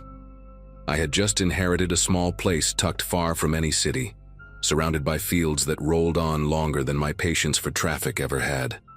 My days back then were simple: remote work in the mornings, unpacking boxes in the afternoons, and long walks at dusk to clear my head. The town itself looked like something preserved on purpose. One main road, a few aging storefronts and houses spaced just far enough apart to feel private. I told people online I was craving isolation, but the truth was I needed distance from everything that had piled up behind me. The house wasn't special: creaky floors, outdated cabinets, a porch that leaned slightly to the left. Still, it felt like a reset button I desperately wanted to press. The locals made a point of introducing themselves within my first few days. Always polite, always brief. Names slipped out of my head quickly, but faces didn't, especially the way some of them lingered longer than necessary when we spoke. Conversations followed the same pattern: questions about how long I planned to stay, whether I worked from home, and what time I usually turned in at night. At first, I chalked it up to small-town curiosity, the kind people warn you about but never really explain. Every wave from across the road felt practiced, synchronized even. One woman, Rachel, who lived 2 houses down, casually mentioned she noticed my porch light stayed on late. She said it with a laugh, but it landed heavier than she probably intended. It didn't take long before people started commenting on my movements before I ever brought them up. Someone at the general store asked if my morning walks helped with sleep, even though I hadn't mentioned them to anyone. Another neighbor suggested I avoid certain back roads once the sun dipped too low, offering no reason beyond a shrug and a vague warning tone. The strangest part wasn't the advice itself, but how consistent it was, as if everyone had rehearsed the same lines. Each evening, I caught glimpses of figures lingering near fences or parked trucks that hadn't been there moments before. Curtains across the street shifted whenever my front door opened. I started varying my routine without telling anyone, just to see if the comments would stop. They didn't. The first real crack in my sense of safety came quietly, almost easy to miss. A kitchen drawer I knew I had closed sat open when I returned from a short drive. Nothing was missing, nothing broken, and the locks were exactly as I'd left them. Over the next few days, it kept happening. Small things out of place, a chair angled differently, a window unlatched but not forced. When I mentioned it at the local station, the officer listened with a thin patience that felt rehearsed. He suggested stress, settling in nerves, and reminded me that people here respected privacy. Walking back home, I noticed the same parked truck at the edge of my driveway that had been there earlier. Engine cold, tires dusty. That was the moment I understood I wasn't just being watched. I was being monitored. Sleep became fragmented after that, not because of noise, but because of the silence pressing in on me. At night, the house made sounds I couldn't quite place, soft shifts that didn't belong to old wood settling. I started leaving objects exactly where I could remember them, down to the angle of a mug handle or the position of a rug corner. More than once, I woke to find those details altered by morning. The air inside the house sometimes carried a faint scent that wasn't mine, like unfamiliar soap or cold fabric pulled from storage. When I asked Rachel if she ever had issues with people wandering onto her property, she paused longer than usual before answering. She told me everyone looks out for each other here, and that I should be grateful for the attention. The sense of being managed rather than protected grew stronger as days passed. People would appear when I returned home, as if alerted the moment my tires hit the gravel. One man I'd never spoken to greeted me by name while leaning against my mailbox, commenting on how late I was compared to usual. I asked how he knew, and he smiled like I'd asked something naive. He said routines matter in places like this, that predictability keeps things peaceful. That word stuck with me, peaceful, because nothing about the way he said it felt calm. It sounded more like a rule than a reassurance. I tried pushing back in small ways, staying out longer, taking different routes, leaving lights on in rooms I wasn't using. The reactions came quickly. A note appeared on my porch one evening, written in careful block letters, warning me about roads I didn't need to test. Another time, someone knocked just after dark to tell me my back window had been open earlier, even though I'd been home all day. When I mentioned the notes and visits to the authorities again, the response was polite but firm. They said newcomers often misread community concern, and that stirring things up wouldn't help me settle in. The message was clear without being spoken outright. Isolation crept in next, heavy and deliberate. Phone calls dropped unexpectedly, internet outages became frequent, and my requests for repairs were delayed without explanation. I stopped receiving mail altogether for a stretch, even though I saw the delivery truck pass by. The house felt smaller with each passing night, like the walls were inching closer in agreement with the town. I realized then that leaving wasn't just discouraged, it was expected if I couldn't adapt. Outsiders didn't challenge the rhythm here. They either learned it or disappeared from it, and for the first time since arriving, I understood that the house wasn't the thing I'd inherited. It was the test. The turning point came late in the afternoon, when I returned from a supply run and found the front door unlocked. I stood there longer than I should have, staring at the handle, replaying every movement of my hands before I'd left. Inside, nothing looked disturbed at first glance, but the house carried that same unfamiliar scent again, stronger this time. On the kitchen table sat a folded piece of paper I knew hadn't been there before. It wasn't threatening, not directly. It simply listed times, my usual departure, my return when lights went out. At the bottom, one sentence was written smaller than the rest, reminding me that life runs smoother when everyone agrees on the order of things. I didn't bother calling the authorities again. Instead, I packed a bag with only what I could carry: clothes, documents, my laptop, and a few personal items that still felt like mine. As dusk settled in, cars passed my house slower than usual, headlights lingering on the windows. Someone knocked once, firm but unhurried, then walked away when I didn't answer. I stayed still on the living room floor, breathing shallow, listening to footsteps circle the house without ever rushing. It wasn't fear that pinned me there. It was clarity. This place wasn't dangerous in the way people expect. It was organized, and I wasn't part of the system. When night fully set in, I slipped out through the back, walking across the fields instead of using the driveway. The land dipped and rose in uneven waves, my shoes soaking through with dew. Behind me, I could hear distant engines starting, doors closing, but no one shouted or chased. They didn't need to. By the time I reached the main road, my legs burned and my phone had no signal, but the silence finally felt empty instead of watched. I flagged down a passing truck hours later and didn't explain much, only that I needed a ride far away. The driver didn't ask questions, he didn't need to. I never went back for the rest of my things. Weeks later, I received a single forwarded envelope at a temporary address, containing the house keys and a short note thanking me for understanding how things work there. No return address, no signature. I sold the property without setting foot on it again, accepted a price far lower than it was worth, and considered it a fair trade. Sometimes I still catch myself tracking routines out of habit, checking windows twice, listening too closely. I don't talk about that town out loud, but I know this much for sure. Some places don't want you harmed, they just want you compliant.